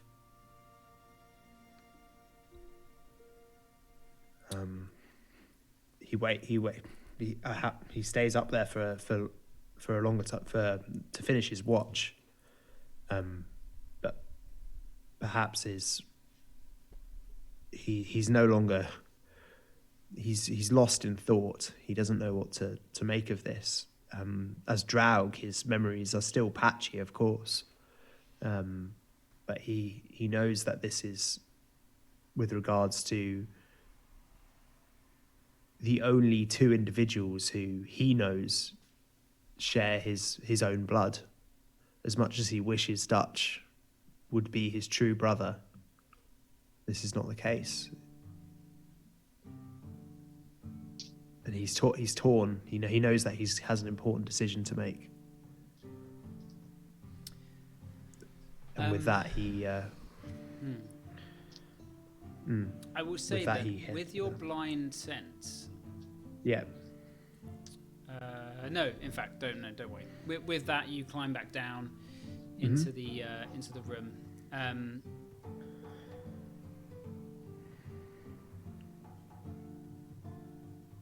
There is a creaking within your room, Ruthus. Oh. And it stirs you from your sleep. You sit up, kind of staring into the dark with your new gnome eyes, well, not so new, being able to see more clearly than you would as a human. And you can see sitting on a chair on the other side of the room a figure. Who goes there? They stand from the chair and come closer, standing by the side of your bed, and you can see, looking down upon you, the vision of the king.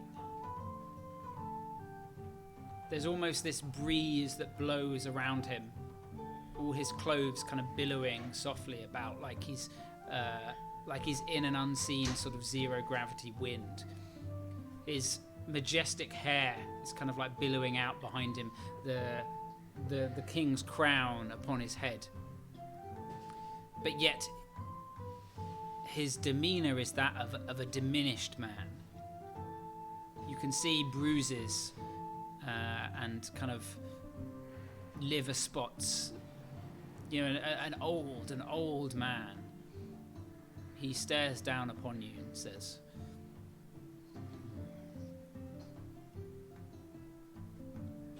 "A true leader listens.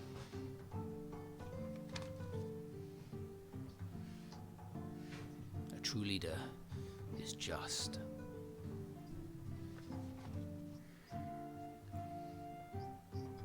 A true leader has power in his friends and his allies, but must use it wisely.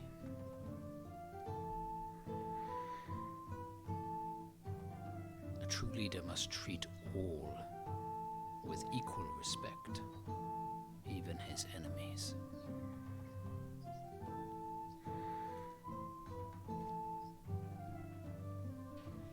You have proven yourself this day to me, and for that I shall grant you part of my residual power. Prove to me you have the strength. Prove to me you have the resolve, and I shall grant you all." And his form slowly kind of fades away. You kind of let out a bit of a sigh, not feeling any different. But you see it there, by the chair, leaning against it, just propped up against it. Tiny bit of the moonlight coming in through the curtains, refracting on it, glistening. And then it begins to glow. You see a sigil, a circle with five triangles from it. A sun. But only one burns. One of these beams, one of these rays of light burns upon it. I'd like you to roll me a d4. Ooh, okay. Well, this is very exciting. It's a 2. Dice. It's a 2. Okay, I'm going to need to completely just have look at the thing. I feel like a 2 is a good number. Mm. Well, they're Not all too good, low. but they're all Up, different. actually. So this is the piece of the power. You've got the second part of the power. So let's have a look. I got the power. You conjure an almighty flaming donkey. His So, name is Don. The items on this donkey, but they will take. Rufus, I'm going to send you. A donkey of holding. I'm going to send you the sunstone. As it Okay. is known, the King's Aegis Aurora. Oh, okay. Oh. Oh, Okay. You walk Oh, over to it, tasty. scooping it up in your arm, and you see before you. There you go.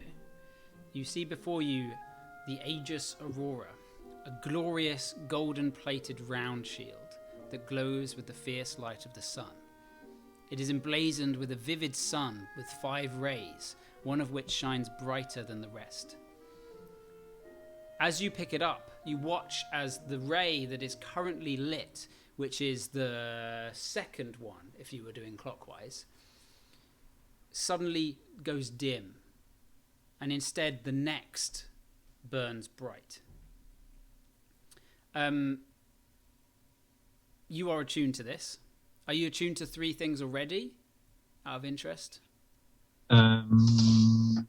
Maybe.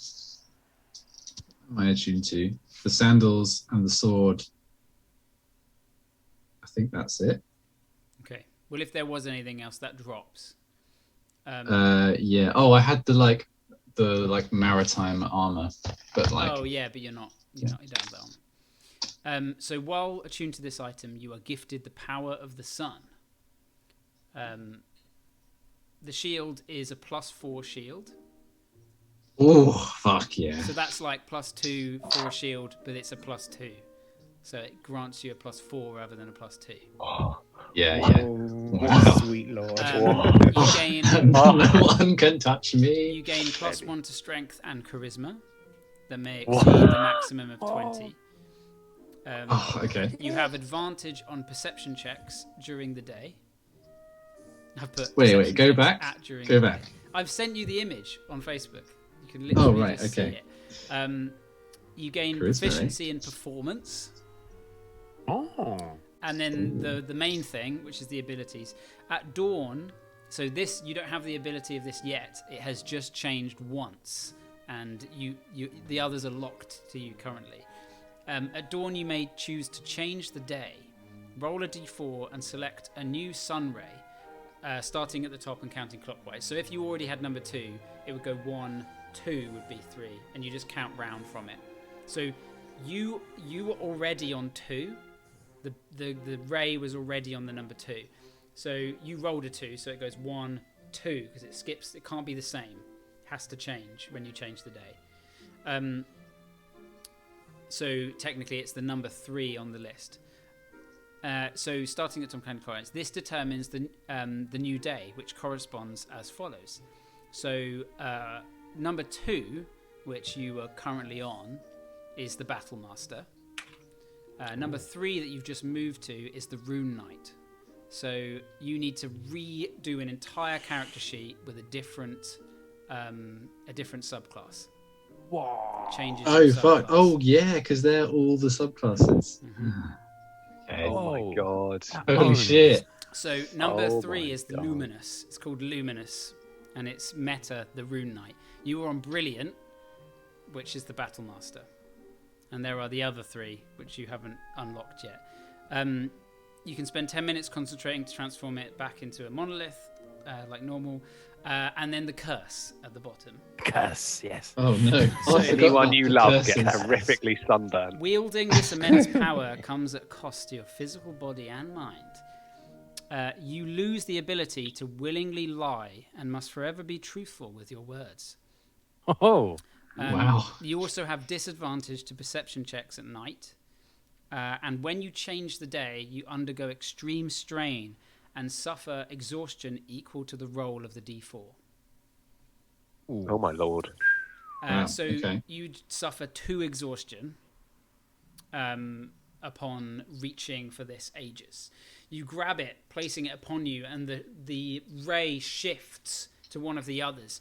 And you feel this like burst of residual energy coursing through you. You kind of scream out. You can see through your skin. You can see your skeleton underneath as it kind of passes through you. The light so intense, so bright, until finally it fades away from you.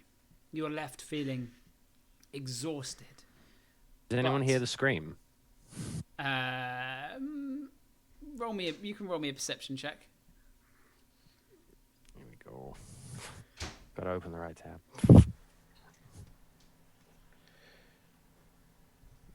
20. Yeah, I'll say you heard Richter. Yeah, I'm busting in there. Busting in. The door slams open and you see With Rufus in his undergarments, this light slowly fading. It courses around him for a time like he's glowing, and then it kind of evaporates, and he stands there holding this shield. One of the rays on it glowing. The central circle always glows, but the ray changes. Rufus, are you Yeah, well? Rufus is just standing there, like just sort of like panting and like hyperventilating, holding this thing, and like really struggling to like hold it up. It's like slowly moving towards the floor. Did you have a nightmare? Whoa! Where did you get this? Richter, this is it. He came to me, the king. The king? My God! Wait, this. Richter sort of glances at his own halberd and then back to the shield, and he sort of. No. Richter, you feel you feel a strong pull from the halberd, pushing you forwards. I'm going forwards. Rufus, Richter, is it it? he said it's not at its full potential, but yes. You both done can it. stand there facing each My other God. for a short time until you push your shield forwards, and Richter, you push your halberd forwards, and they meet, touching between the two of you, Ching. They kiss. and your vision fades to black. Or both of us. Well, as far as you're aware. Mm. Your eyes both open in a kind of shock as wind gushes forward across your face. You look about, standing on a rock jutting from a blood ocean. Rufus, you are standing there too. Rufus, do not be afraid. I know this place. You turn upon the rock, and the rock is now much bigger, almost a small island, and you can see further up. You see the rook. He turns, looking towards you. Rufus, you turn to your left, and you can see to your left the king in his splendor, still looking kind of weak and old. And he begins to slowly ascend the rock. The rook comes down, and he places a hand together, and they meet. You feel almost like electricity, that kind of like tingling through your bodies as both of them help each other up back onto the top of the rock. This is good. And you can see them both standing there, muttering to each other and talking, as you stand at the bottom, kind of looking up towards them, until their conversation seems to end. They turn towards you, both with, the exact same face, but, kind of slightly different.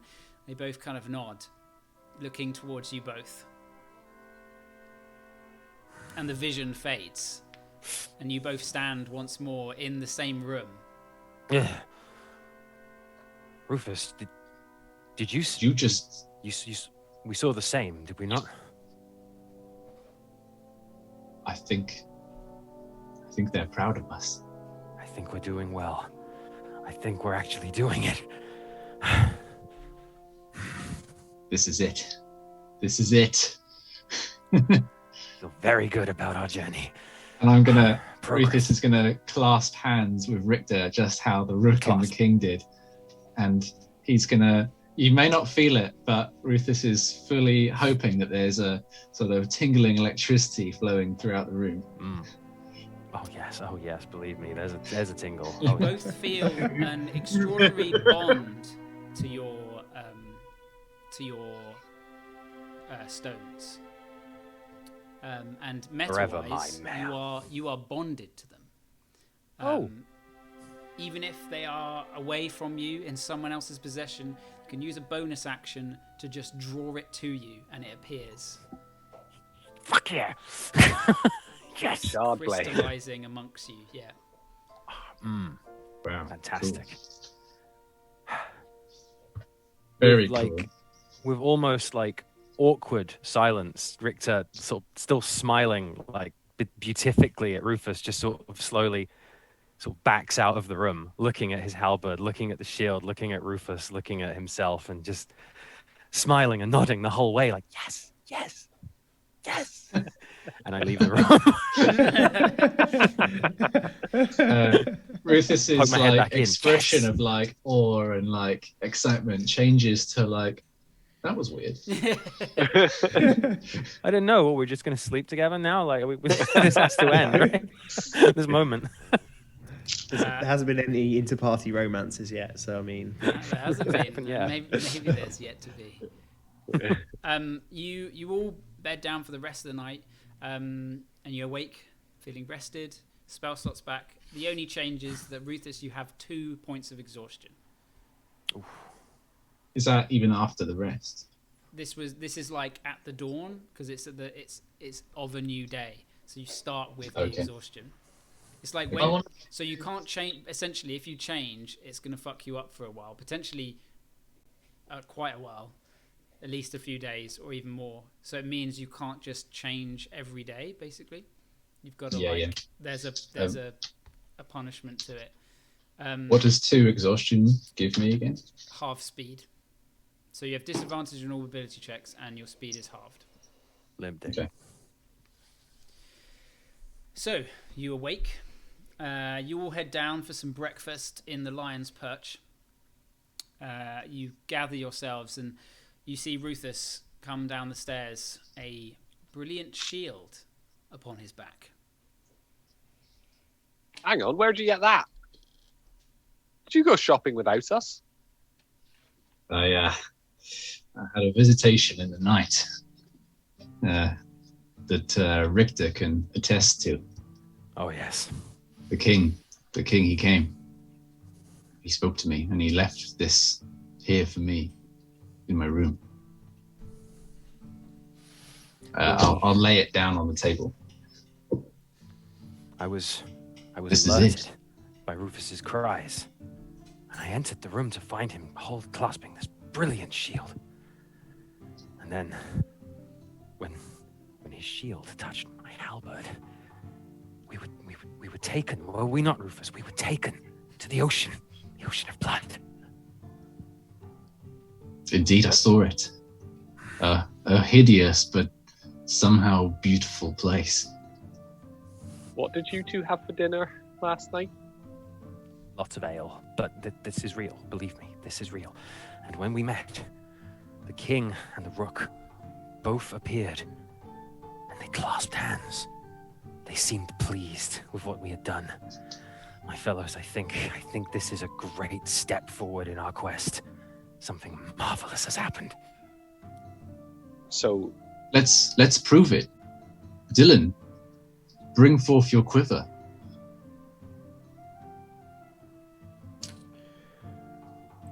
I'll summon the quiver, and I'll lay it down. There is some kind of link between these items. I have not spoken of it of yet. Circumstance has not willed me to. But during the fight back at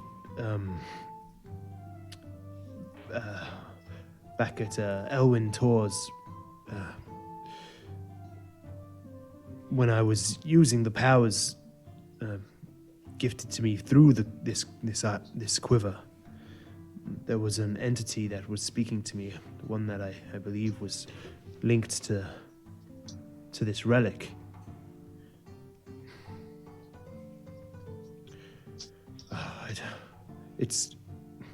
I would be lying if I said it didn't scare me. It seems to possess some kind of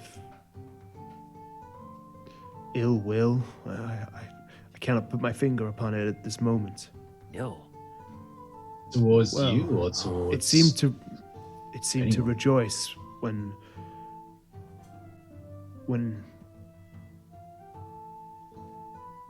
individuals died, and it's because of its power. You saw me, Ruthless. You saw the state that I was in after I summoned forth that thing. So you're saying the being in the stone reveled in it? I cannot say for certain, but it seemed to me at the time that was the case. I would be wary of a being that dwelt so happily in bloodshed. And so would I, Zook.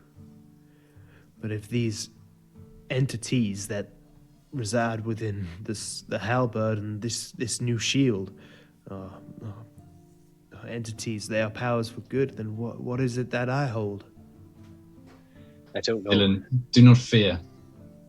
You are not controlled by the being within your stone, no? No, but the things I can do, the power that it has, I can only do so because it wishes it. There are many stones, and each stone bears a different color, a different hue, a different nature. We should not be surprised if some of these forces are benevolent and others perhaps more malevolent, more sinister. They are, nonetheless, bound, perhaps, in the same unity.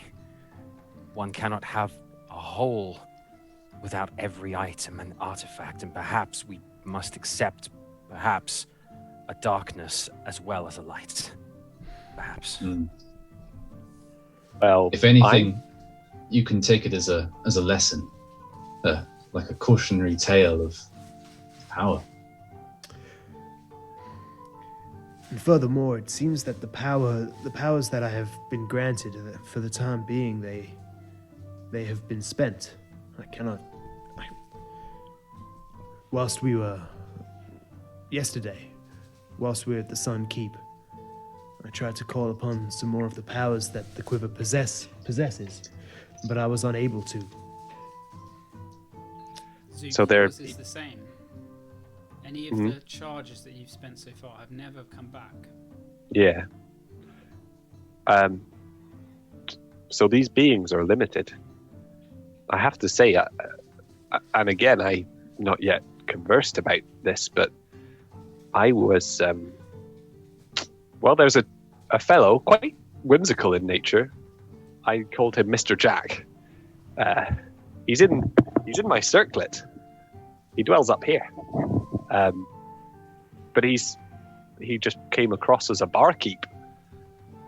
Someone that was just looking for some honest trickery. His lesson was not good or bad. He simply seemed to revel in certain ways of getting around problems. But his message was quite clear that whatever obstacle you're faced with, there's always a route around it. He seemed a decent fellow to me, but certainly wily and not necessarily trustworthy. Seems very noteworthy that he gave you a name. Jack, did you say? Jack. I called him Mr. Jack. I thought it was appropriate. He seemed quite civilized, but definitely deceptive. And he taught me a lot about lying. Not something I'm prone to. Dylan, did you get a name from yours? Richter. your time in Nox's library, located in the astral plane, you spoke of a game. A game that many of these items that we now hold possess similar names. Indeed, the Rook, the King,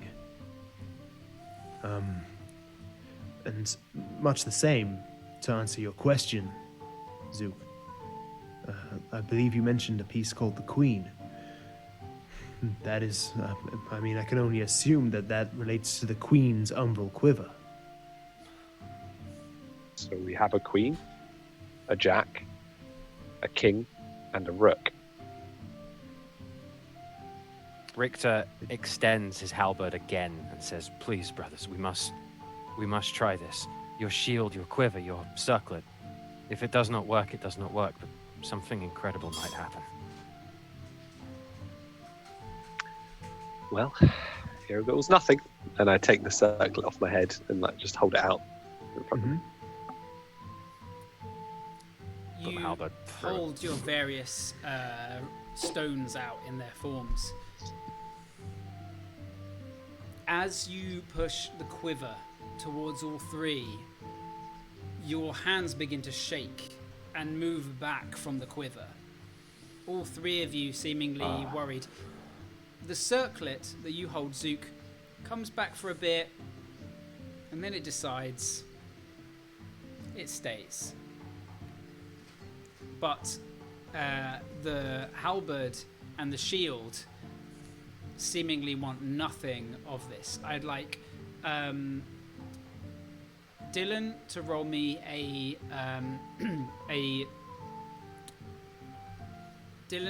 an intelligence check, intelligence save.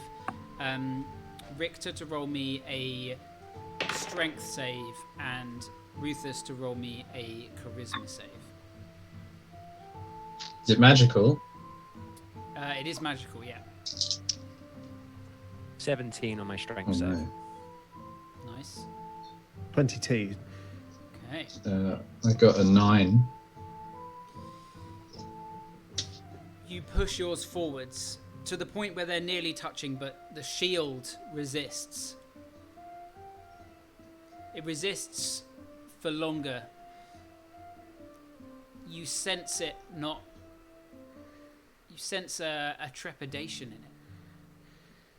But it yields, and you push it forwards anyway until they all touch in the center. And your visions once again turn to black.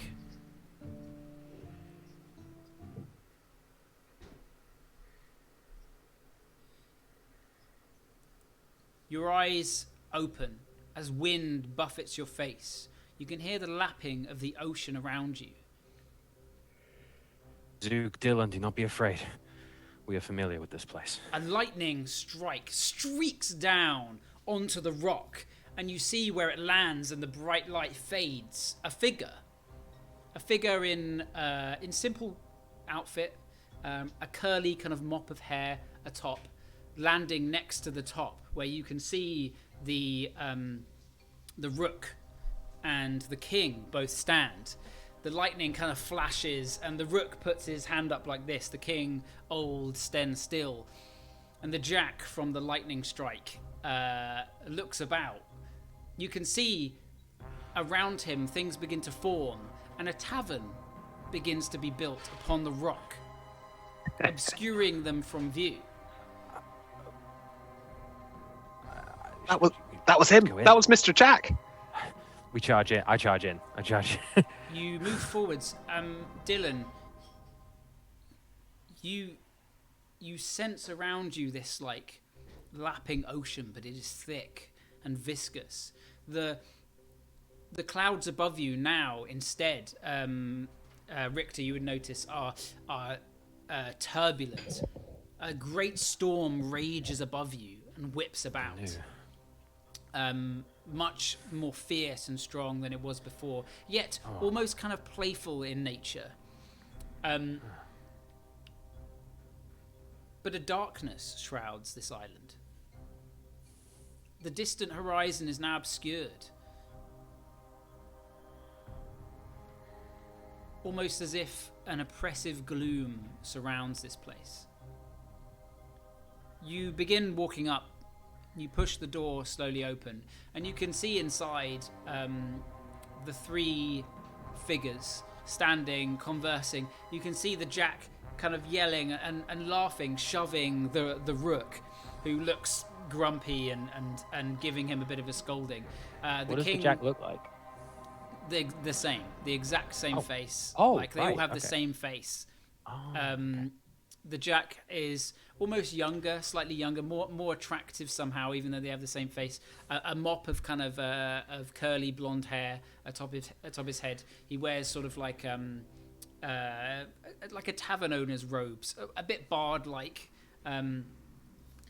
He pours a couple drinks, chatting with them.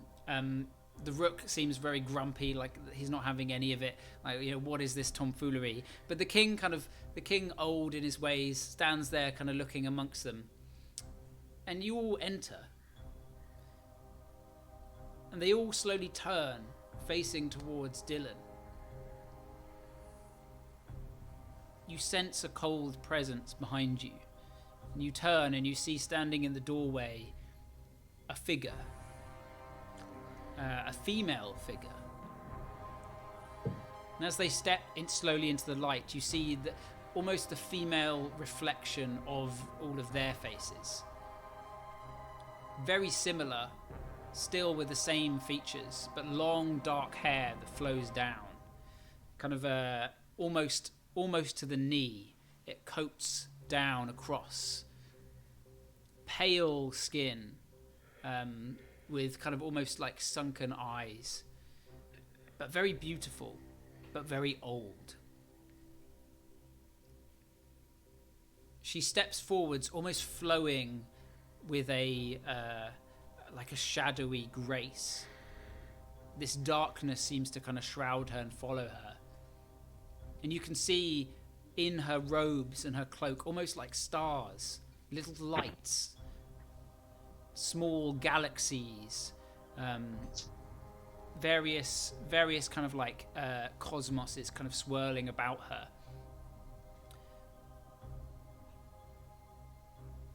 The men slowly turn as she approaches them, and it's almost like watching a dream, this whole thing. You can't pick up on exactly what they're saying, but you can see their reactions like you're watching from afar. The Rook stands forwards, strong in his way, stubborn, standing between her and the others. The Jack puts a hand on his shoulder, almost to calm him, shrugging, throwing this kind of like rivalry off, or this anger. But the Rook turns, giving him sort of a fierce glance, and the Jack kind of throws his hands up and backs away. And the king steps in. And you can see kind of a fierce chat among them is taking place, that of siblings long lost. And what seems to go on for hours and hours as you just stand and watch them converse, an argument, a debate that just seems to continue and continue until the Rook turns, storming off to one side of the tavern. And the Queen slowly moves, moving behind the bar and pouring herself a tall glass. And the vision fades. My friends, are you well? You all saw that. That was real. Varian and Dutch are just sitting there, like it looked like they just touched, all kind of closed their eyes and then moved it back. That ocean of blood. I've been going there since the very first time I touched the Heartstone. Since the very day I gained the Rook's Halberd. Rufus saw it too. Last night when he received the shield. And now you two have as well.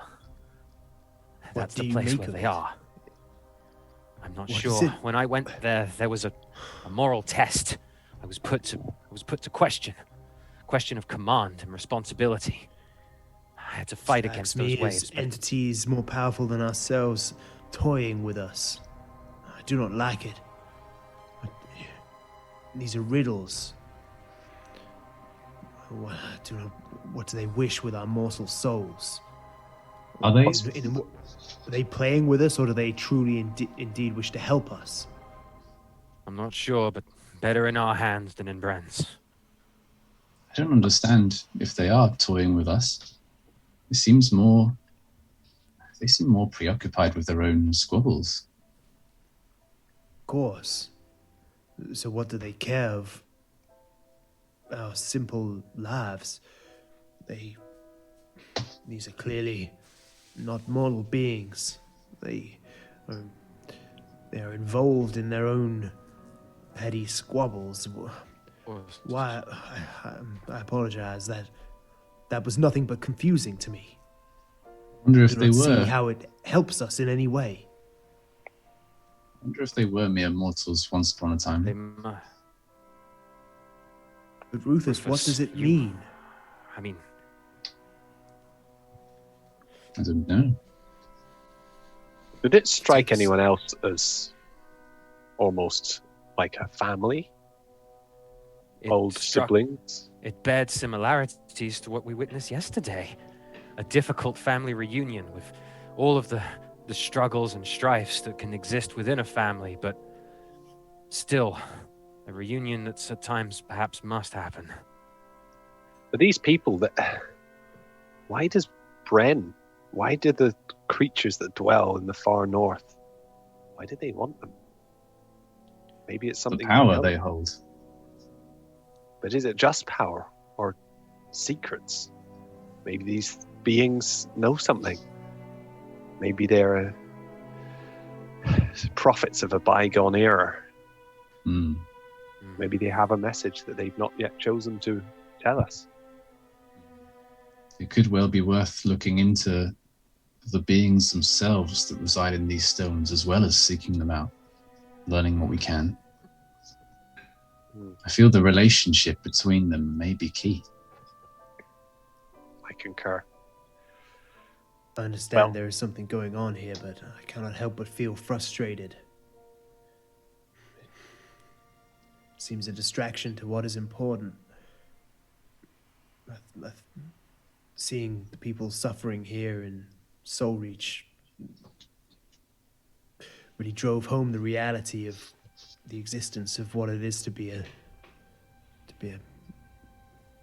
normal person living out your life, much as we could have been. And it frustrates me to see these entities. I do not know. I'm conflicted. I know there's trouble brewing in the Varamark. And I know that something comes with it, with Bren and whatever that evil entity is. I hate to think that we're chasing around at the whims of some divine being that does not truly care for what it is. And you may be right, friends, that indeed that this will lead to something that will help us overthrow Bren and stop the evil that comes with it, but it frustrates me. No one. Dylan, wants to be a as of pawn. yet, these beings don't control us. We have I don't a choice. care that they control us or not. These are riddles. These are untangible things that are being placed upon our shoulders. But sure, we have these powers from these relics, but Bear their with it curses comes and more burdens questions, as well. more confusion. The fact that we've intertwined ourselves in this story means that we have a say in its outcome. I agree. That turning the tide of a river takes time. The land does not yield to the water so easily. But over centuries, long periods of time, the flow may change and a new sea may be found. We must be patient, frustrating as it is. Perhaps it is my logical mind that makes me feel this way. And someone such as yourself, Zook, someone who is wiser than myself, you're able to reason this in a more constructive manner. Well, we cannot but be what our nature defines us as. So I feel that Dylan speaks with a lot of wisdom today. We are certainly tied up in whatever tale these beings are trying to weave. However, he is right. We must not lose sight of what actually matters. The sufferings around us and the tasks at hand. It seems to me that if we continue to follow this path of fate, we will simply encounter more of these. We must not think to leave our current tasks and focus on this. It is by focusing on these tasks of goodwill that we have done, that we have even gained them. We must not lose sight. Thank you, Richter. You're able to articulate in a way that I am not. And this is how I feel. how's about we go see what the city holds then? I can see the look of boredom upon Dutch and Varian's face. They are not sharing in this experience, and Are they arm I wrestling? do. No, look, all Dutch saw was you guys clinked hips, and And then we skagged out. started talking for a bit after gasping, and there's breakfast on the table, and your eggs are cold. You see, Dutch, the only wise one amongst us. He ate his breakfast while it was warm.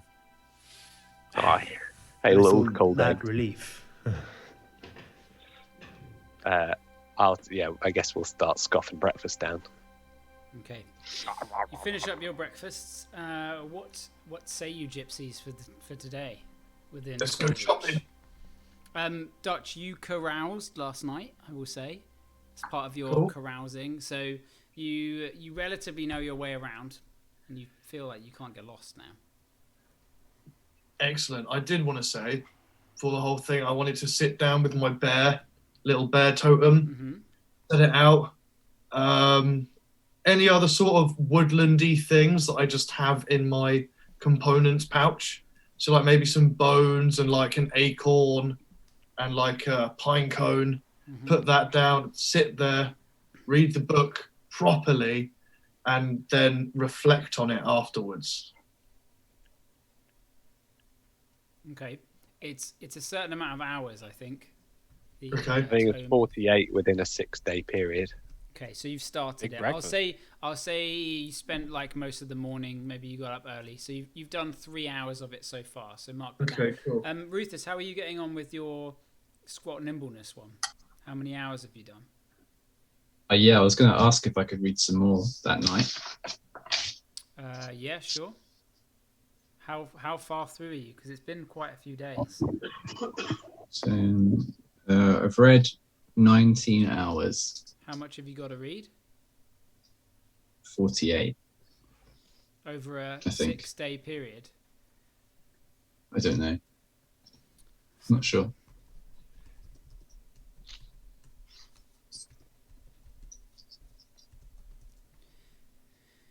It'll be the same. Yeah, I so think you've it's got, like you've a got week. to like spend a long time reading it. Although you've been reading it for ages. Since like when did you start? In the Varamark? I don't know. I've asked if I could read it like every time we Yeah. like actually I've stopped. sort of lost count. So I'll say Yeah, you're I've nearly. smart I'll notes. say you're nearly done. You might need one more. It was one more when bit. I believe Draug found it in the library in Varamark Yeah, but I City. don't think he started reading it like immediately then. No, I didn't give it to him straight away. Yeah. So. Oh yeah, I should really keep track of that. I mean, you should have. Get that we keep crossing vast distances in hours. Yeah. And it's not actually been that long. Okay, so yeah, Dutch, you've got 6 days to do 48 hours. Are you sure you want to start? As if I don't do it. You have to start again. Yeah, I might as well give it a go. I reckon. All right. Look, we go to the fucking shop. We steal a scabbard and some fucking wigs or whatever, and then I come back here and read. Why are we stealing a scabbard and wigs? Why are we doing this? Because the sword's still in the case and the wigs aren't chained down. That didn't. It's weird. You answered my question, and I'm still sat here in complete ignorance. Okay, so Cool, where are you let's headed do it. first? It's rogue's logic. Rufus, it's you know the town better than anyone. Wait, how many hours could I have read last night? 2. 2, eh? Okay. Oh, I guess okay, before so bed. No, but yeah, 2 more. So you could have done 4 hours, I reckon. Couldn't read any more without hard dick from getting that shield. so before, like, once everyone's like, finishing off breakfast and all that shit and like getting ready for the day, Rufus is gonna go over and sit down next to Dutch. And as I sit down, I just plonk down a coin purse on the table next to him and say, Dutch, this is for you. And I'm going to just give you all of the gold I have at the moment, which is all of the platinum that I got when we were in Umiri. So like 4,000 and something gold. Christ. No, that's 4,060. That's really, really generous, Rufus. And I'm going to say, as he's like reaching for it and opening his jacket pocket, this is so kind of you, and I couldn't possibly accept. He starts tightening up like the little lancets on his jerkin. Like, but Rufus, know that I will look after this, but again, it will be put into a kitty for the gypsies to use. There's plenty more on its way. Plus, well, I heard what you said about stealing scabbards and wigs, and honestly, we do not need the trouble today. So I'd rather you just buy things honestly. Well, thank you. Lord No, Master. Dutch. Truly, I Yapping. know what you were saving for, and that pains me. But also, I didn't get a chance to say it, but I feel proud of the steps you took when we were in Igmiri last, reaching out to the loggers like that to make amends. It was a noble thing to do.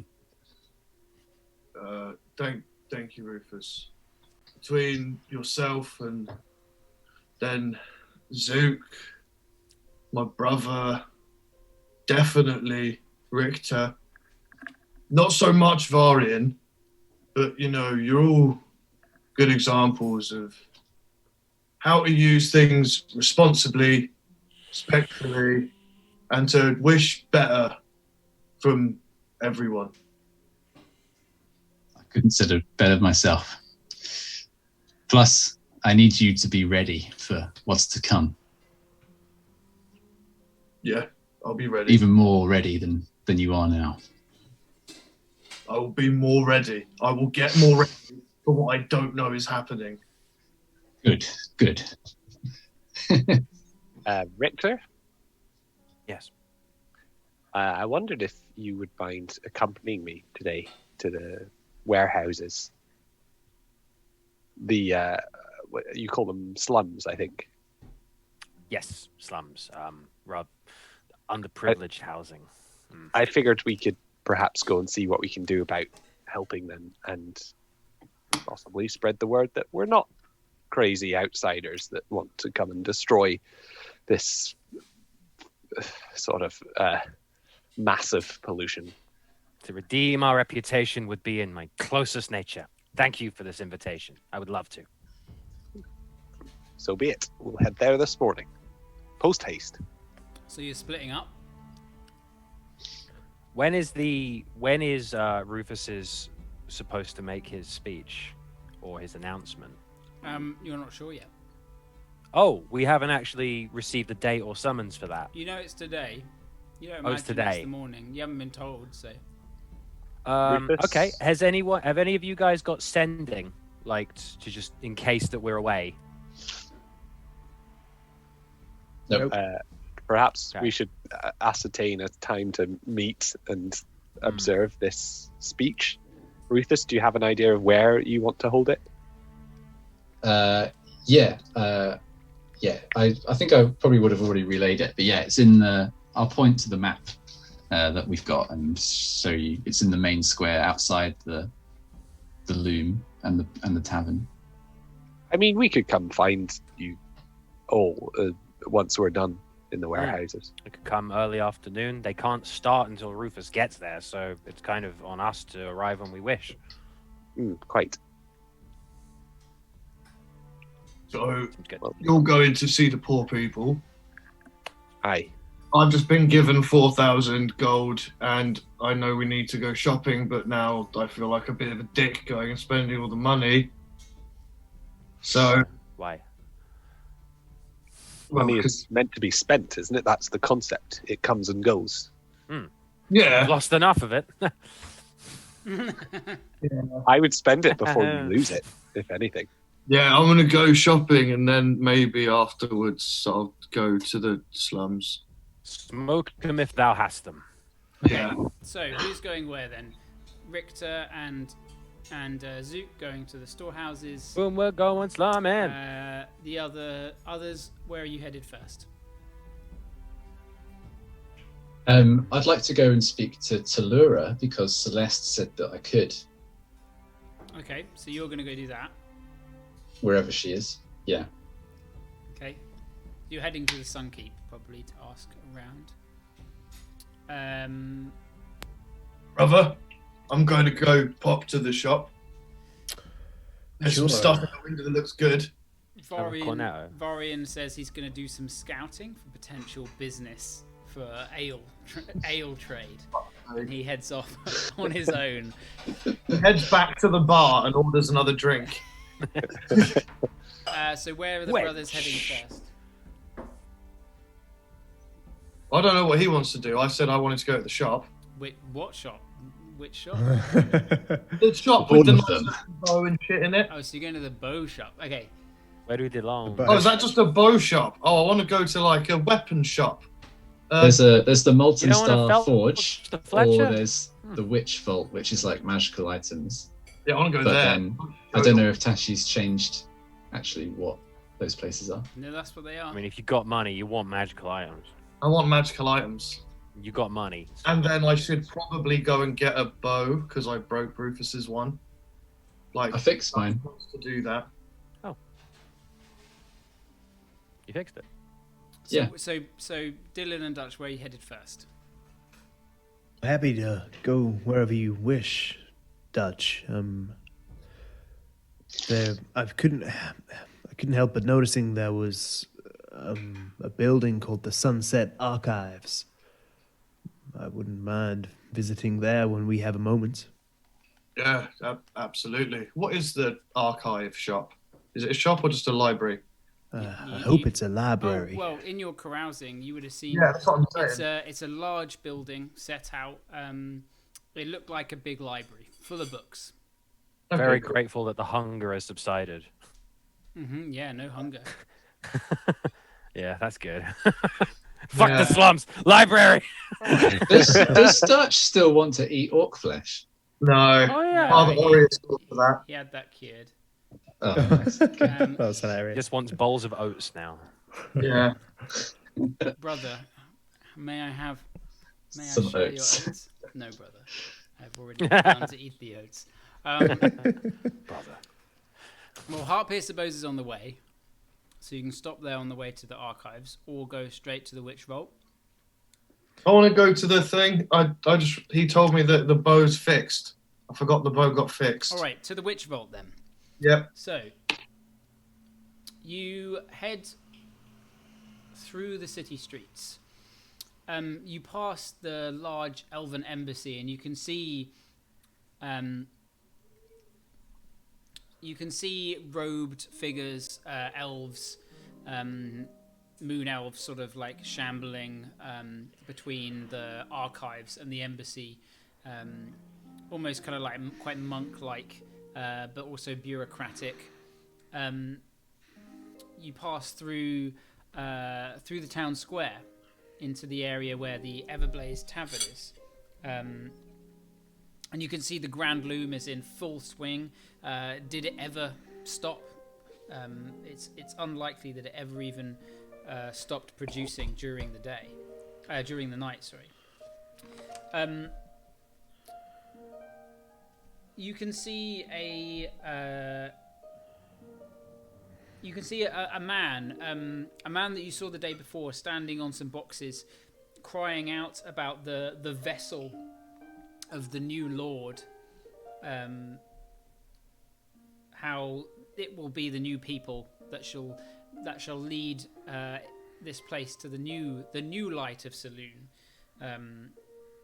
You get the sense that he's talking about the child, Celeste's child, unborn child. You roll me a perception check, both of you.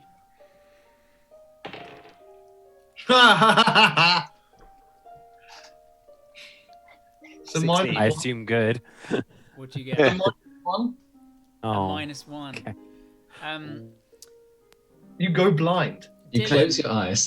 Dylan, you see a kid being chased by some other kids, running past with speed. They have some kind of pigskin that they're kind of kicking about. You recognize that kid to be the kid that you gave money to when you first got here, that had a limp. Was it myself or Dutch who? It was Dutch who actually gave the money. Dutch hasn't noticed. The kid seems fine. He's running around. I'll just sort of like, I'll put a hand on Dutch's shoulder, give it a squeeze, and sort of give a cursory sort of like nod towards the kid, and be like, See, this is why you don't help people, because they turn out to be cunts. cut him a break. They're just trying to survive on the streets. Yeah, but when we did it, it was different. It's always different. From what I can.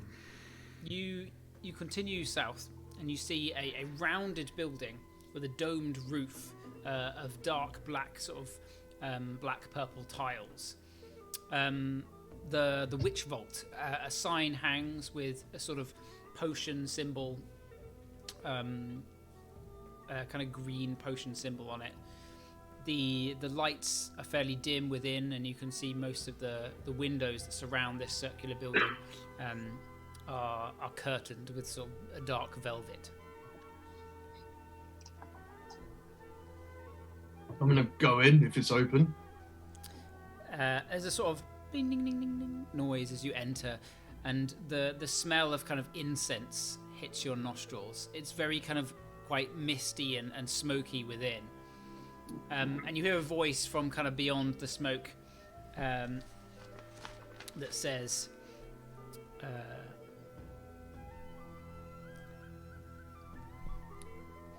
"I'll be with you in just a moment." Right. You wait a few moments, and kind of from the mist comes a tall man, an elf. A moon elf, large pointed ears and kind of hooked nose. He wears robes all about him that kind of drape down, that are dark. And he kind of looms there, kind of from the mist. "And how can I help you today?"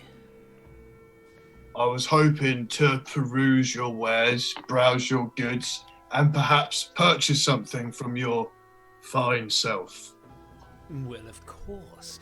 Please follow me." And he kind of whips about as the mist kind of moves. It's just kind of incense flowing about. "The name is Baron Shade. I have many trinkets to offer in this shop. Come." I'd like you both to roll me percentile dices, please. Ooh, okay. Is that a D10? And It's another around one? a D100, isn't Two of it? them. You want Two of them, yeah. I don't have a D10. You can just roll 2d10s and count one as the 10 and one as the... Do I have two One as the D10s? 10, one as a unit. I got 0, 0, and an 8. So an yeah. 8. A Right, so 0, that- 0, and an 8. Yeah. Mm. So the D10 is 0, 0, and the other ones are just an 8. So, Yeah, that's an 8. and just a straight 8. Okay. things come and go in the shop, you see. Let's see what's here today. And he kind of walks over to some misty drawers and begins to pull them open. Ah, yes. The bone bag. This bag, intricate it is, full of bones. And he kind of passes it over to you. Careful. Ofen would have fucking loved that. Careful, there's bones in here. It's a velvet bag. I'm really excited by this. Actually, he wouldn't give it to you, actually, because you could just do stuff with it. He goes, allow me. And he takes a bone out. Are you faint of heart? No. Look at me. A lot of the folk around here are. But I sense you're not from around here. Magic is not really seen much in Soulreach. This is mighty magic, I have you know. Well, I'll be the judge. Does Dylan believe him? Roll me an insight check. Okay. That's a natural one. Hard to read. A dragon flies down. You don't believe it. He takes the bone out and kind of whips it around in a showmanship fashion. And he kind of swirls it about and he scatters it onto the ground. A few bones kind of bing, beep, beep, boop, beep, beep, beep, clank onto the ground. And suddenly they scoop up, forming into a skeleton that stands there in front of you. It kind of like rocks a bit. And he's like, behold! I had a friend who could do that. Memories. It was fucking great. Brother, do you remember when we made all those fucking skeletons and zombies carry bombs and we blew up the bridges? I don't know. Do I? Roll me a charisma saving throw. Okay. That was a great day. It's the day you died. 7. That's true. 7? No, you don't remember. Sort For of the best. suck my teeth and sort of give a side glance. Dylan, what did you get for your percentile? I got a 6. A 6. Okay. Because a 10 is a 0, if I believe. 0. Re-roll because it's the same in the same zone as the other one. Okay, fine. That's 21. Okay. He pulls out this small vial, but it's in the shape of what looks to be a frog or a toad. The back of the glass is all bumpy, and the cork is in its mouth like the tongue. This strange concoction is called Essence of Toad. Upon drinking this, few things could happen if one is lucky. Toad-like qualities can be about you. Good for climbing, eating, snatching, and being amphibious. These are such James G items, aren't they? They are James G. items. I'm going to ask There's the man. What in the world? Holy essence of shit, Toad. Tashi! Oh my god! Essence of Toad, and of course the But I bone cannot bag. believe the incredible device you've got in your hands there. My god, what incredible person would create such a wonderful item, and what incredible archive would it be a part of? What are Fuck. these? Take my money. Is Oh. James Gifford's Good lord, magical yes, take my money assorted now, items? please. Who? Oh, such an incredible reliquary of items. This assorted magical items deck contains 60 magical items reference cards that are compatible with 5th edition Dungeons and Dragons. Whether it's a bizarre book of misspells, the sinister shadow gloss daggers, or the rather gross slime armor, these unique items come with their own unique rules and stories to inspire adventures. One could bulldoze the whole fucking Elven Empire with such a wonderful device. Shame he's going to have to update them all for 6E now. Really got me As with they that. say, Did I hook, line, get you? und sinker. You got me, yeah. Did I get you? I was so angry for a second. Theo the I'm- cynic could not Work. be fooled by anything today. I was literally He doesn't saying to fall my for friend, tricks. He I doesn't was fall saying for my tricks. friend will. I was saying my friend Tashi will try and prank all of us today. And then I looked at my phone, and you were literally there, and I was just like space bombing so hard. I was done by the Ming Dicky. I want to make that. Ming Yeah. Dicky. Ming Dicky. We should all make our own Ming Dicky next week. Anyway, sorry. Yeah. These are both going for the low, low price of a mere 200 gold each. The potion, is it permanent or does it wear off? I believe it lasts an hour. Okay, we'll have these. What else have you got? What else? Well, please have a look. Roll again. Okay. Ooh. 41. 48. 48. You both find the same thing. There's only the one of it. But you find what looks to be a coiled snake. And as you get closer, you kind of poke at it, but it seems to be fake or it doesn't move. And you notice the end is a handle. Dutch, you kind of pick it up and give it a crack. And you see the end has the end of a snake.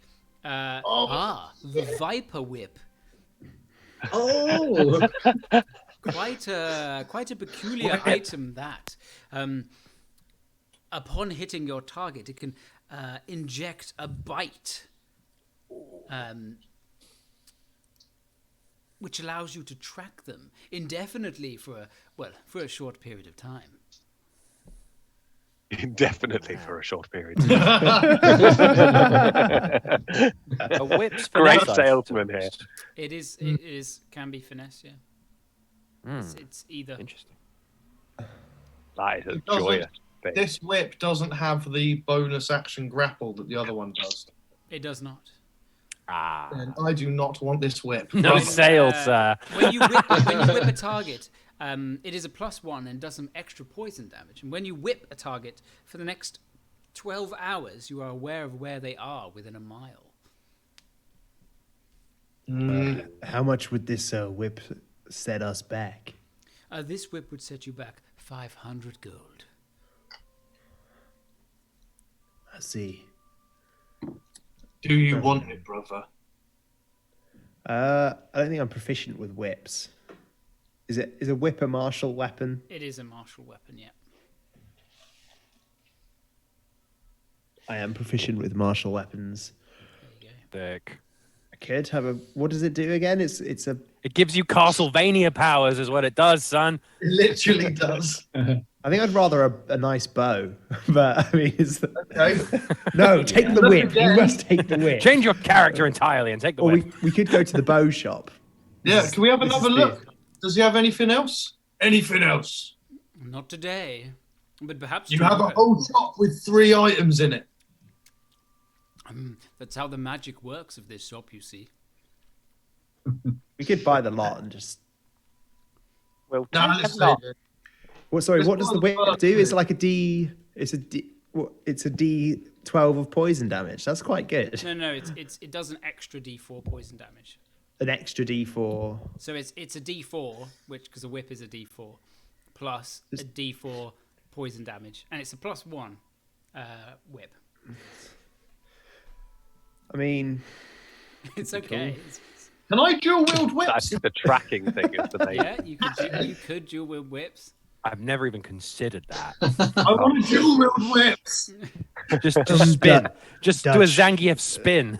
Dutch, how about we get some lunch and a drink and we decide upon we think upon this. I could use 2 whips, brother.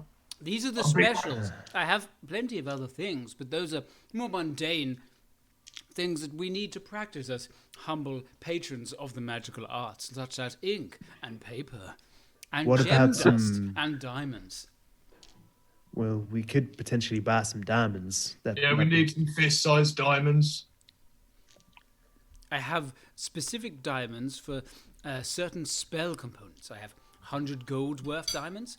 I have 500 gold worth diamonds. I even have 1,000 gold worth diamond. Well, It's the 1,000 one, the one you need to bring people's back from the dead. I don't know. You tell me. Your brother, you know magic. I think that's Varian's bag, but well, you know he accidentally killed Jin, and he promised he would bring him back. Perhaps if we purchase one, he can reimburse us.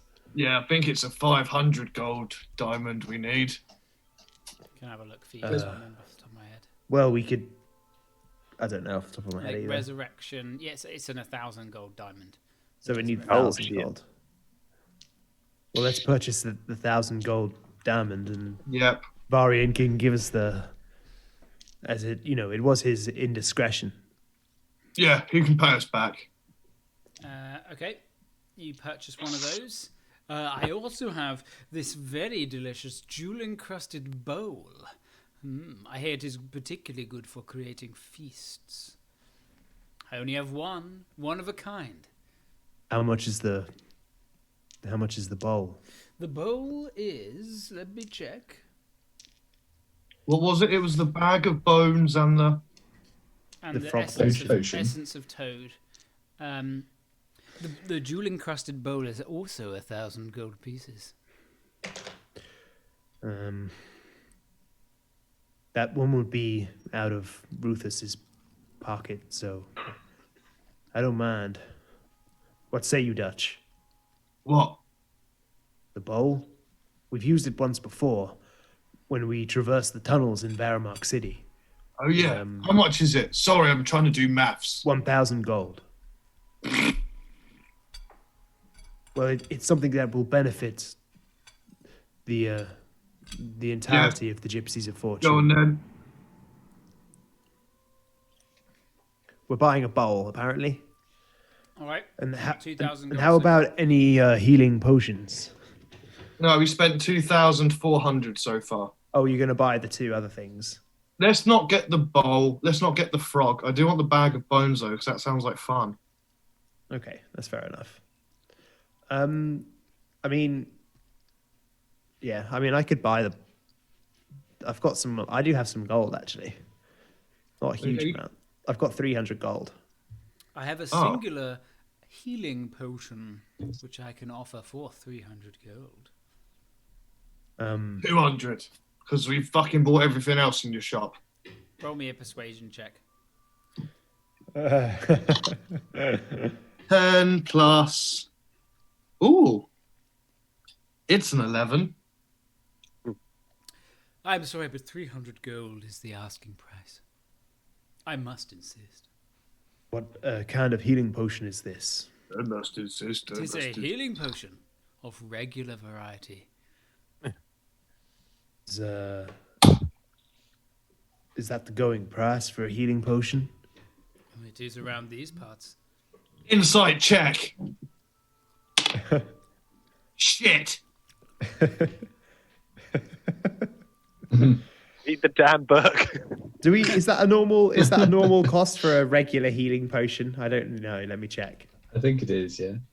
Yeah, it's about that. Let's have a look. See what the internet say. Potion of healing is 50 gold pieces.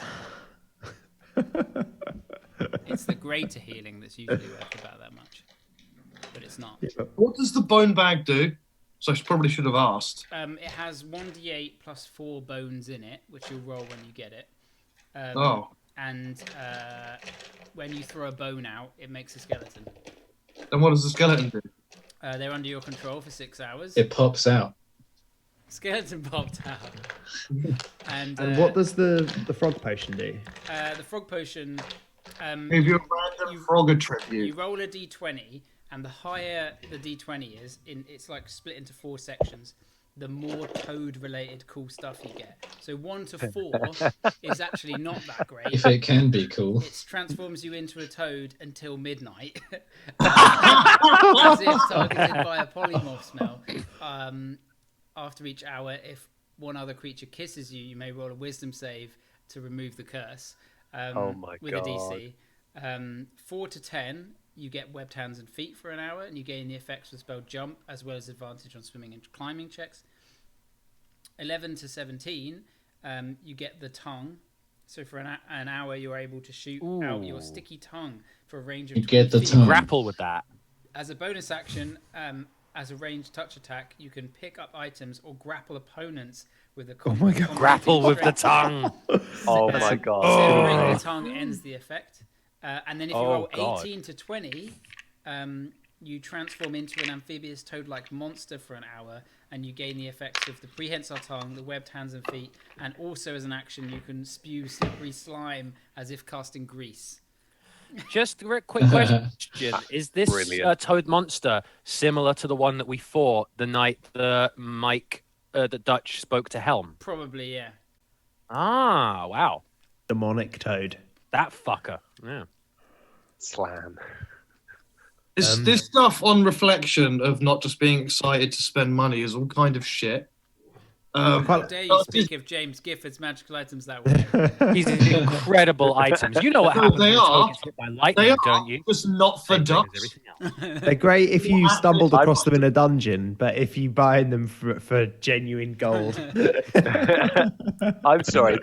I'm pretty sure grappling something with your tongue is exactly right for That's duck. amazing. Yeah. Incredible. But not It's for probably two. the best thing you could get. You have a 2 in 20 Tattoo chance. your massive long tongue. You have a 2 in 20 chance of rolling that, which is hilarious. It's also Wait, funny because if he rolls the bad one, it's a wisdom Ah. save, which is always guaranteed to fail. So he's stuck as a And toad. then he's a But does the toad. toad have his tattoos? This is important. You turn into an amphibious toad-like monster, so who knows? Who knows? Let's see. Yeah. For you. I'd say, unlike the gloves of perfection that I got from James, I'm going to turn down these items just by the diamond and the bowl. Not the bone bag or the toad, or the Nah. whip. All right. Fair The enough. bone bag sounds good. I do kind of want the whip. I'll come back for the whip if I want it. All right. The whip is cool. I do like the whip. So, oh man, the music is so annoying. It just keeps pausing. Is it pausing for everyone else? Yeah, I No, do want the I whip. hate it. Give me the whip. I want the whip. The whip's 500.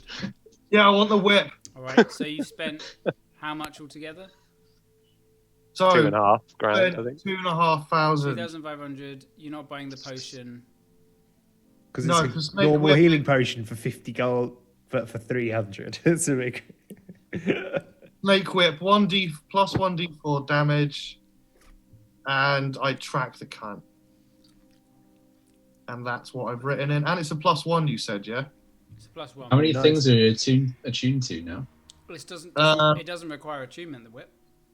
My magical Oh my items. God. So I had magical chest armor that I was attuned to, and then that Oh, got yeah. disenchanted. You're never gonna stop. Gonna let that go. Never gonna. That was Never literally gonna give it years up. ago in real life. That was like 2 years ago, in game and out of game. Look So, at yeah, Aiden. Aiden's having none of it. He's like, yeah, whatever. Don't talk Fuck's to me given. about disenchanting armor. Yeah, I'll have the whip. So yeah. All right. Meanwhile, Richter and Zook, you head towards the storehouses. Mhm. You pass through the Shimmer Wharf, and you can see there are a few of these like long barges set up within the wharf itself. It's one of those kind of locks where they fill the water up and then it goes back down again. Yeah. What's that called? It is called like a lock, isn't it? It's a lock, yeah. Lock. Yeah, I'm pretty sure. Yeah. The one of the barges strikes you. Physically? You see it, and How did you get in the way of it? as soon as I throw in some funny bit in the game, look at you all. You lose it. We The just barge playing. backhands you.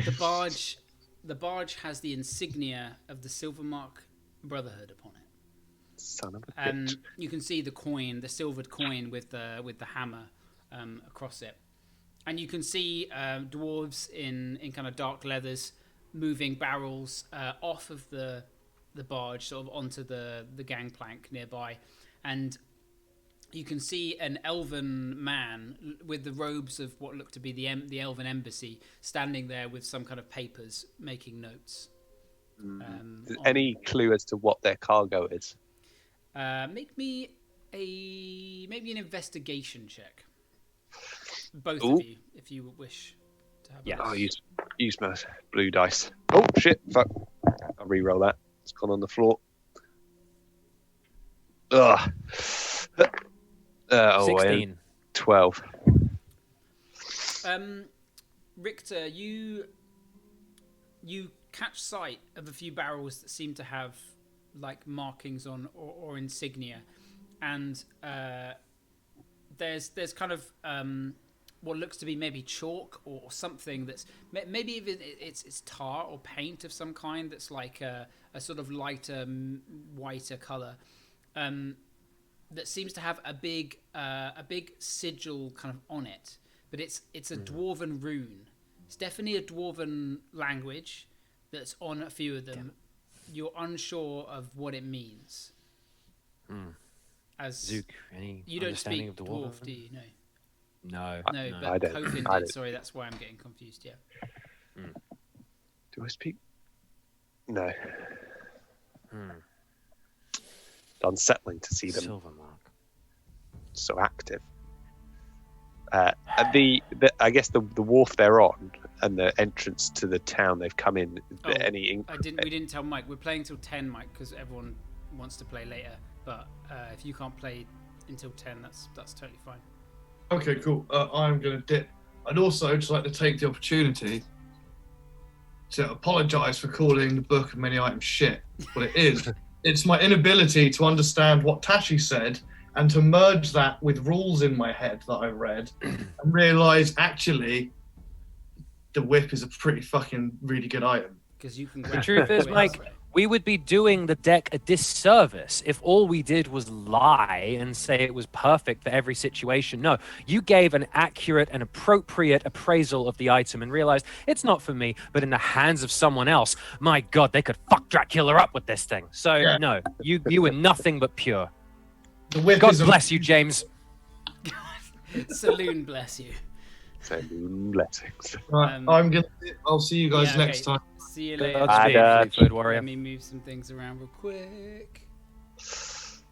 What was I going to say? The wharf and the direction that the barge has come into the city on, does that indicate that it's come from a particular direction? The river runs west to east, that connects to this part of the Shimmer Wharf. Whether or not it came from the west or from the east, you'd have no idea. You know, there's not snow on it. Even if it came from the west, it's unlikely. It's late autumn. It's hotter here. The barge itself looks to be relatively simple in design. Doesn't look to be like weather hardened. Doesn't look like it can survive on the open ocean. You don't know. Just minor waterways. Yeah. Okay. You continue towards the storehouses, and you hear as you approach the whistle, the sort of loud horned whistle, as people begin to kind of leave their houses and get up to change shift with the other people working the loom. This must all seem a little bit alien to you, Zook. This poorhouse life. Well, I've never seen so many humans crammed into such a small place. It's certainly dense. Knowing that Like there's a hive. land, I much like an insect hive, but at least they have order and some kind of network, and I suppose there aren't too many similarities. It's certainly not self-imposed, though. Lives like this, I won't deny, Varamark is not free of this. Absolutely, there is corruption, there is rapacious wealth and lust, but it is always depressing to see good, honest, individual souls beaten down like this, made to live in these terrible places, these charnel halls. If I had the time, I'd teach them how to track game, how to find water in the wilds, how to build a shelter, how to climb But a it tree. is similar almost to what Dutch said. Were we to tell them that they could have a different life, there are some who would see that as a threat to take the only life they know away. Mm. It is hard, revolution. Not everyone's as simple as a kobold. Quite. I suppose the kobolds had less to lose. So what are you But, looking for here then at the storehouses? Well, basically, I was going to walk into the storehouses and talk to Richter and be like, look, I'm going to try and feed as many people as I can. And perhaps you could announce that the food and water is coming from the benevolent hands of Ruthus Suncrest. And I don't know, gain some favor. And perhaps make them more Richter- amenable to the Gypsies' cause. Richter will sort of attempt to duck into an alcove where he's briefly not seen, and he will, while maintaining the sort of guardsman's face that he has sort of adopted, he's going to slightly change his robes to have a small Suncrest sigil on the chest. And and I'll walk with codex in hand as if it's a ledger. Okay.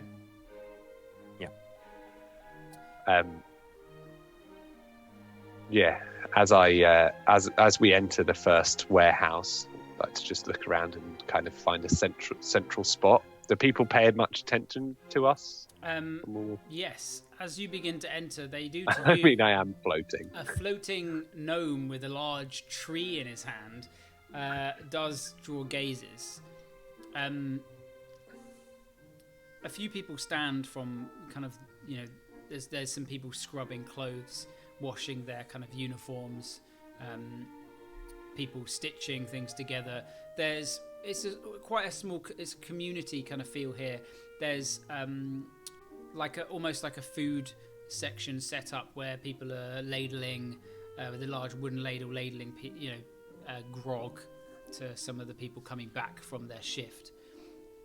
Would you say that's the place? I suppose so. That's where they expect to Should be. we head over? Aye. As well. you kind of begin moving in, you can see, and both of you are fairly perceptive, you see a few figures, sort of more burly looking figures, just leaning against a post, with a pipe, or sitting down eating but kind of watching you. And a few of them get up and begin to sort of follow you. Okay. Okay. We're all right with that, I think. Yeah, nothing bad happening yet. We haven't Okay. done anything wrong. Okay, well, if you want, I can try and get their attention. Try and get everyone over here. Up to you. I suppose How so. would you like to proceed? Yeah, I think let's create the food and then we'll get everyone over.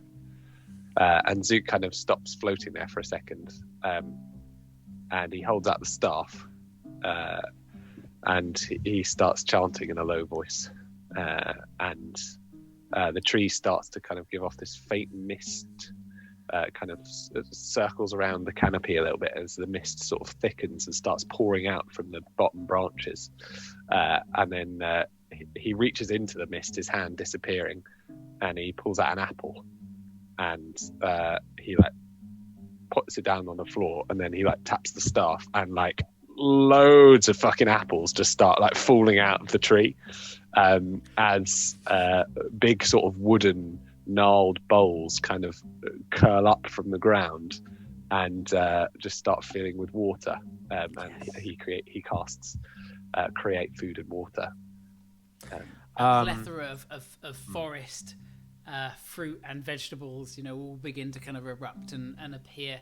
And the kind of people that looked like they were on edge, visibly the kind of atmosphere changes.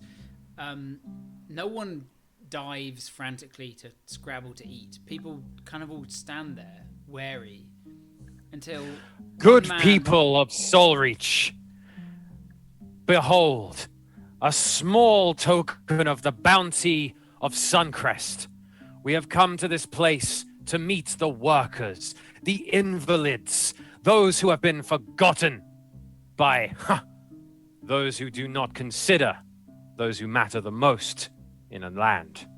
Sometimes it is the lowest foundation by which a great land might rise, and it is to you wise, fun, wonderful people that we bring this excellent bounty. Please, feast upon our wares. Persuasion 28. People stand up and step forwards, and a crowd begins to gather. And a larger man pushes his way through the crowd and kind of steps forwards, crunching on a few apples to kind of stand out in front.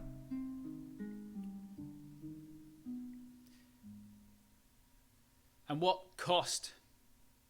What do we owe you in return? Owe us? I see the sweat on your brow, sir.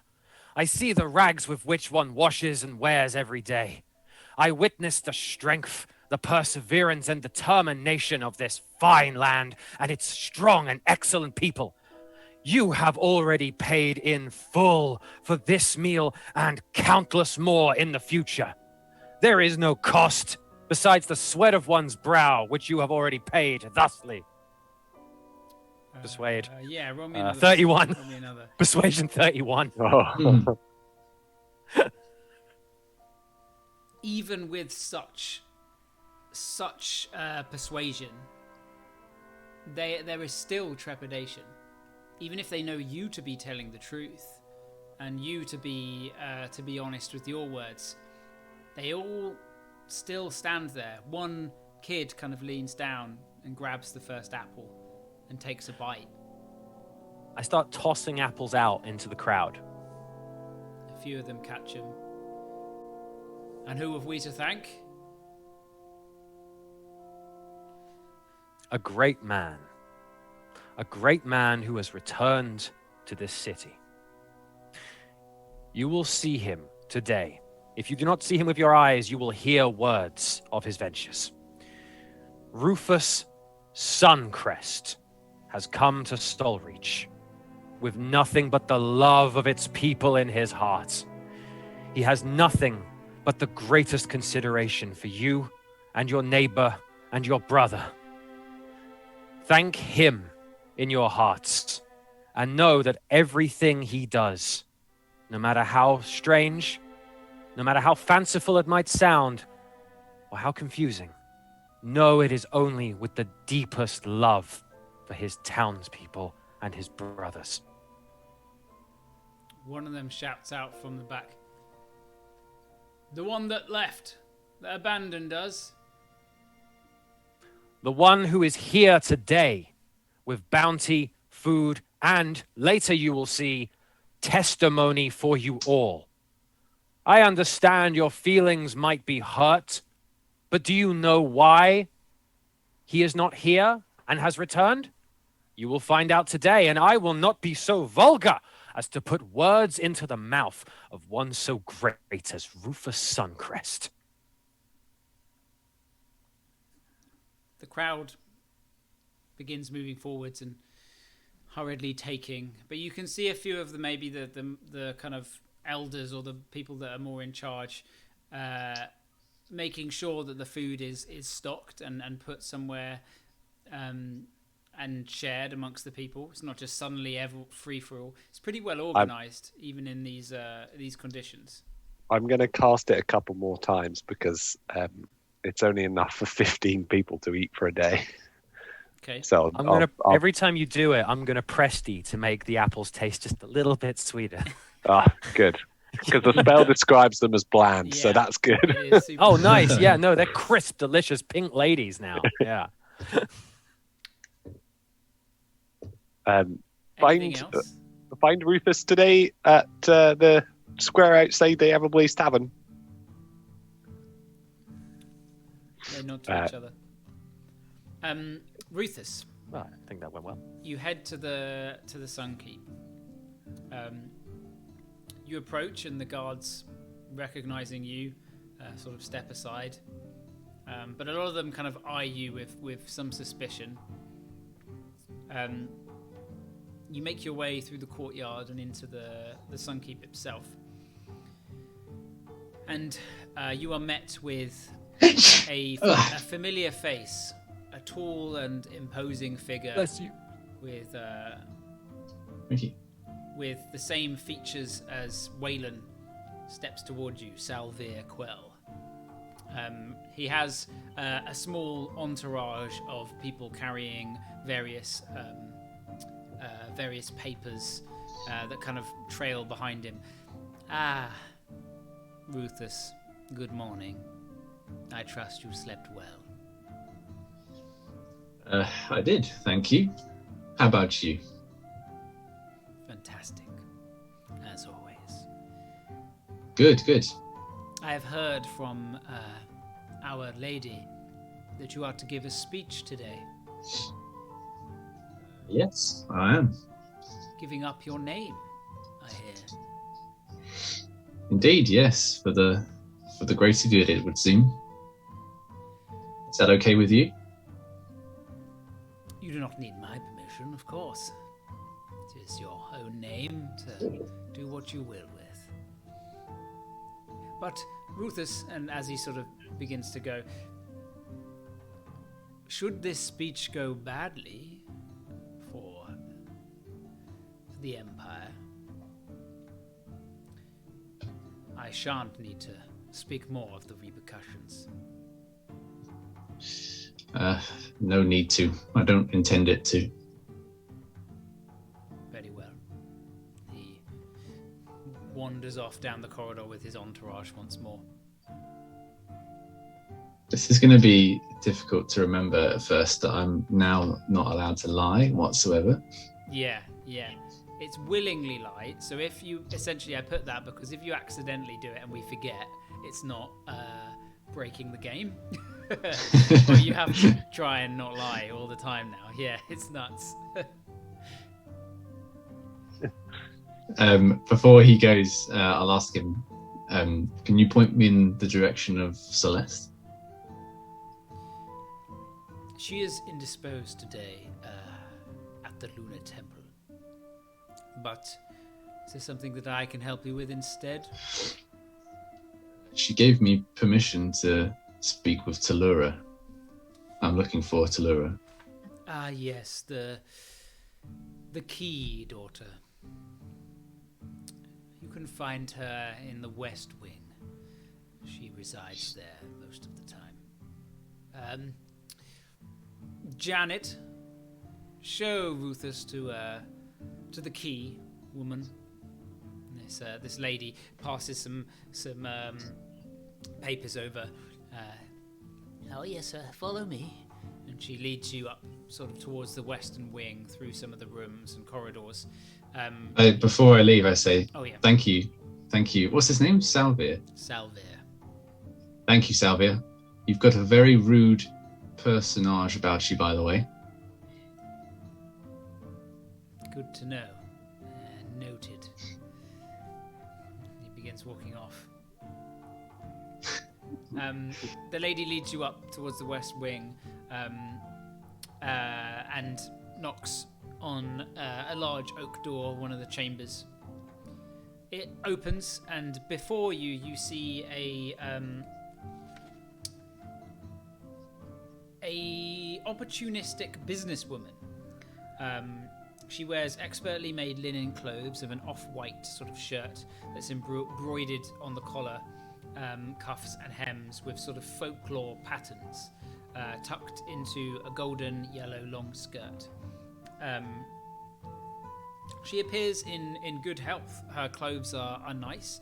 Her hair's well done. She doesn't seem like a prisoner to you, like you would imagine. She looks towards the lady. Yes, Janet? And then turns. Ruthus! And she jumps forward, sort of embracing your gnome form. Yeah, I'll hug her back. Before you say anything, she's like, no, come inside, and kind of drags you into the room. Looks towards Janet and slams the door. In her quarters, papers are kind of piled around. There's various sort of mechanical bits and bobs, like wooden spokes and gears and cogs laid out around the place. There's even on one of the tables a large miniature sort of it's like an architect style build of the Grand Loom, which looks to be like a half, what's it called when it's cut in half and you see there's a word Cross section. Yes, Oh. it's a cross section of the Grand Cross Loom. section, yeah. But it looks different. It's got like various different elements to it. Almost like it's a architectural test of what could be. Ruthus, it's not safe for you here at all. I know, but here I am anyway. And Elgrin and Fleet and Mother. Ruthus cracks a smile. They are safe. They are safe in Igmiri. She just lets out this immense sigh, almost welling her eyes with sort of the emotion of it. I've needed to come and tell you that since I arrived. I'm glad I could tell you. I heard you were at the feast. I wasn't permitted to attend. Tell me, are you safe? Are you well? I'm as safe as I can be. They treat me well here, but I'm not permitted to leave. No, I didn't think so. What do they have you doing? Well, virtually the same as I was before, but Salvir does monitor me somewhat. I'm designing some new interesting things. You immediately remember all of the kind of her personality. It's an incredible mixture of Elgrin and Fleet. You can see how both of them get their kind of personalities from her. She's extremely excitable and bubbly, but at the same time highly intelligent and sort of practical and creative. You must. I don't know how long we have, and she runs over to a drawer and begins sort of like folding up a couple of things into a pouch and hands it over to you. When you return, please, you must take these to them. Tell them that I will one day see them. We will find a way to lure her. We will, to get you back to them. Reunite you with them some way. Are you here, Ruthus, for change? Is the rebellion back on? I don't know. I've made a deal with Celeste. What? I've made a deal. Ruthus, surely not. You can't trust that bitch.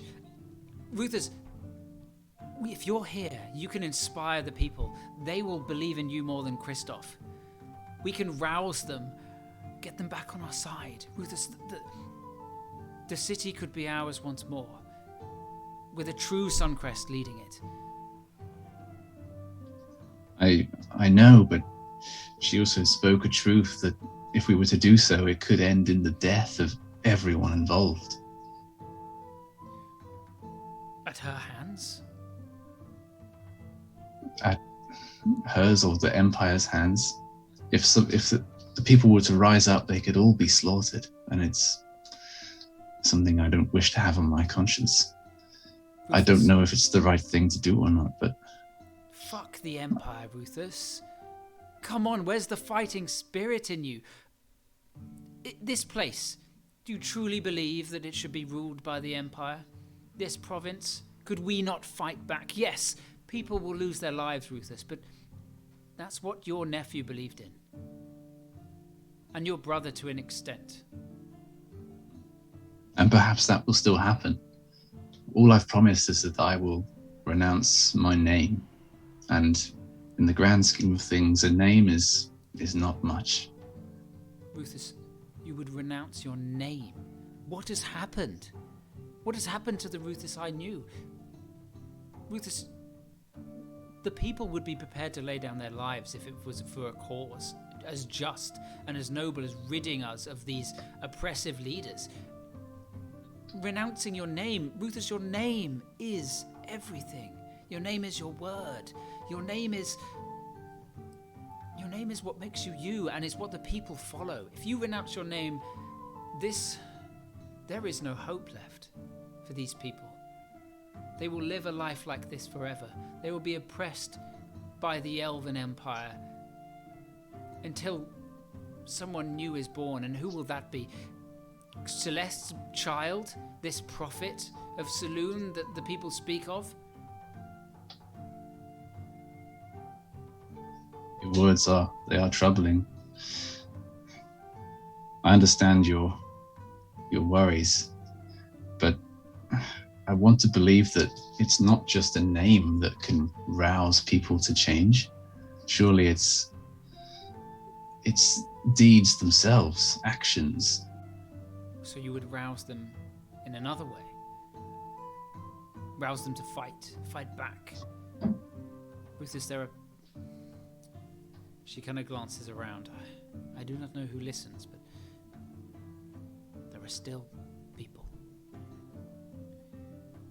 There are still people within the city that want change, that could be called to arms if needed. Yes, blood may flow, but it is for a greater good. I can sense that. I can sense people would want change, but this is a heavy burden. We have to think about this. We can't act brashly anymore. She puts a hand on your shoulder and she said, Rufus, there is no time. You are here now. It is now or never. Brashness is what we must go with. We must be brash and we must be bold if we want this to work. And it cannot work without you. And what would happen if we did? You may take the city, but the rest of the empire would follow and crush everyone. That is a cost that I am willing to take. I believe in this province. I believe that it could be so much better. If it was ruled by you, Rufus, you could rule in its place. Imagine governing this province once more. The things that we could achieve. We could give the people back the power. We could hand the wealth. We could spread it among the people. No longer would it be the same way. We could change everything, and yes, this may anger the Empire, and yes, they may send their armies, but we will be ready. And we will spill their blood if necessary, and have our own spilt. My boys and my mother are safe. But I would not, if they were still here, I would have no choice. I would not see them harmed, but if it came to it, and if it was for the betterment of all, I would have to abandon them like I have. Even if I wanted to leave, which I could. I do not want to. I wish to stay here. I wish to help these people in any way I can. I have ears here in the palace. There are people, there are friends.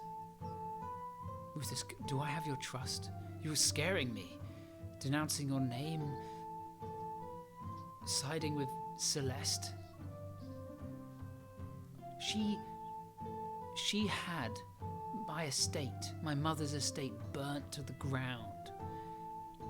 She had people pulled from their homes, good folk, just because we wanted to change things. Sure, people would have been hurt in the process. People are gonna die. But she killed people. She has blood on her hands too. I understand. What more can you tell me of her? only her thing ways, her means, the power she holds here. She holds everything to Saloon. Everything that she is to that god. I have seen nothing from that god that is good. I do not trust this moon mother. What good has she ever done for us, Rufus? Nothing. I do not pray to her. I do not pray to any god. It is the people. It is the people that I pray for. Do you have any insight into what Celeste might truly want, if she has any hidden intentions? I don't know, power, money, greed. Look at her, she's clawed her way up here. They host grand parties in here. I mean, I don't know, Ruthus. I don't trust her. She's never outwardly done anything that I can prove is bad. But I know it. I sense it. I mean... I do too, there's something wrong here. Something quite doesn't add up. In what way? What are you thinking? Just the way, the control she has over people, over the nobles, over Kristoff, her conviction about the visions she received. She is loved by some of the people. And I say some, the majority of people have this faith. They have faith for her. They have faith for this child. This child. This child is just a child. She has blood of the gods, but she is still a person. How can she claim this right? It troubles me mostly that even though she did take over, it doesn't seem like she's done much to better the people since she has taken over. And it's been a year and a half, and this place is not what it used to be. It's gone downhill very quickly. Well, that's mainly thanks to Kristoff. He's no ruler. He doesn't understand. And Celeste, she just plays at it. She goes down to the slums and feeds them with her hands, tends to their wounds like that's going to change anything. What, just her walking down by herself? Why doesn't she share all that wealth? Why doesn't she revoke her own leadership? Give some of the power to some of the other people, rather than storing it all with her and the damn elves in their embassy. If there's anyone that really deserves it, it's them. Their bureaucracy and their dealings. She may have the power of the people through their faith, but even Celeste doesn't control everything. It is the Empire that is the thing that controls people, Ruthus. Fuck Celeste, sure, but fuck the Empire more. And speaking of, the Silvermark, what are they doing here? They've had their grubby mitts here for a while. I'll kind of retell her the quick story of Cinderhelm and what they did there. She kind of laughs a bit. I would have loved to see that. The Glinting Mint. It's essentially theirs. They govern it here. And they have dealings with the elves. Salvir, he must be being paid off by them somehow. He's involved in this. Definitely. There's something going on, and I think Celeste is involved too. Those damn Blackfriars. I only escaped barely with my life and I was captured with this. They burned down my home. I have no love for those.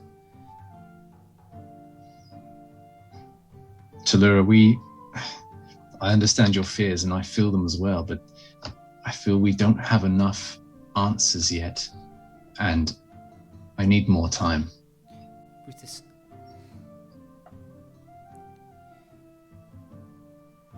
you have her trust now, Celeste. I would not ask this of you if I did not think this was the right way. You must end her, Brutus. Child or no child. If she dies, this whole thing falls apart, and we take charge. A meeting with her, perhaps. I know it is not honorable, but killing her, well, there would be nothing that would bring me more joy. Should we be for the greater good? Of course, for the greater good. There must always be some deaths for the greater good, Brutus. Blood will be spilt regardless. She thought what she was doing was for the greater good.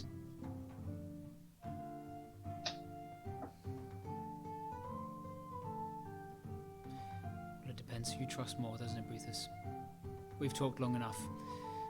There could be people listening, and she opens the door for you. Just take these, in case I don't see you again.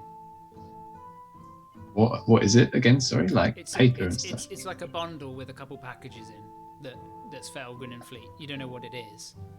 Oh, okay. Yeah. Tell them I love them, please. Tell them I'm doing something great, and maybe one day You they'll are. be able to return here. We'll get through this. We'll find a solution. As you leave, Don't give up on me yet. She grabs your hand sort of before you leave really quick and says, Ruthus, just make the right decision. And she closes the door. And that is where we'll end today's session. Oh, hell yes. RP, my friends. So good. So good. Yippee-yi-yi. Oh, I'm really throwing Josh in it now, aren't Mwah. Just when you think you know what you're doing, there's a curveball Oh. that gets thrown in.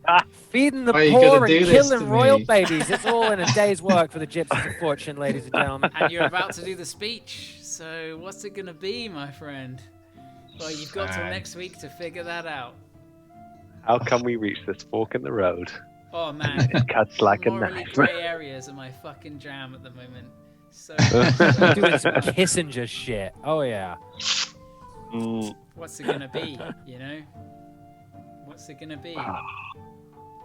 Is it as simple as a one or the other? What, you know? Oh, the intrigue. Oh, this is great. I enjoy this sort of thing because I don't know what you're going to do, which makes it even more fun. I don't. It's really stressful. And you can't even lie anymore. be a hero. In Just tragic news, the Hoover Dam burst today, leaving the greater Mojave without power. Thousands may die. In funner news, James Gifford's item collection continues to blow the pussies off of everyone who even gets slightly involved in it. Oh my goodness! Cannot even wait to get into the rest of those. Oh, open them up and dish them Thanks for out. watching, everyone. We'll see you. Thank you, for everybody. what could be Mwah. the conclusion of this Arc. this arc of different games and weaves and webs, but who knows? So until next time, good luck, Gypsies of Fortune. Good luck. Good indeed. luck. Good luck to you.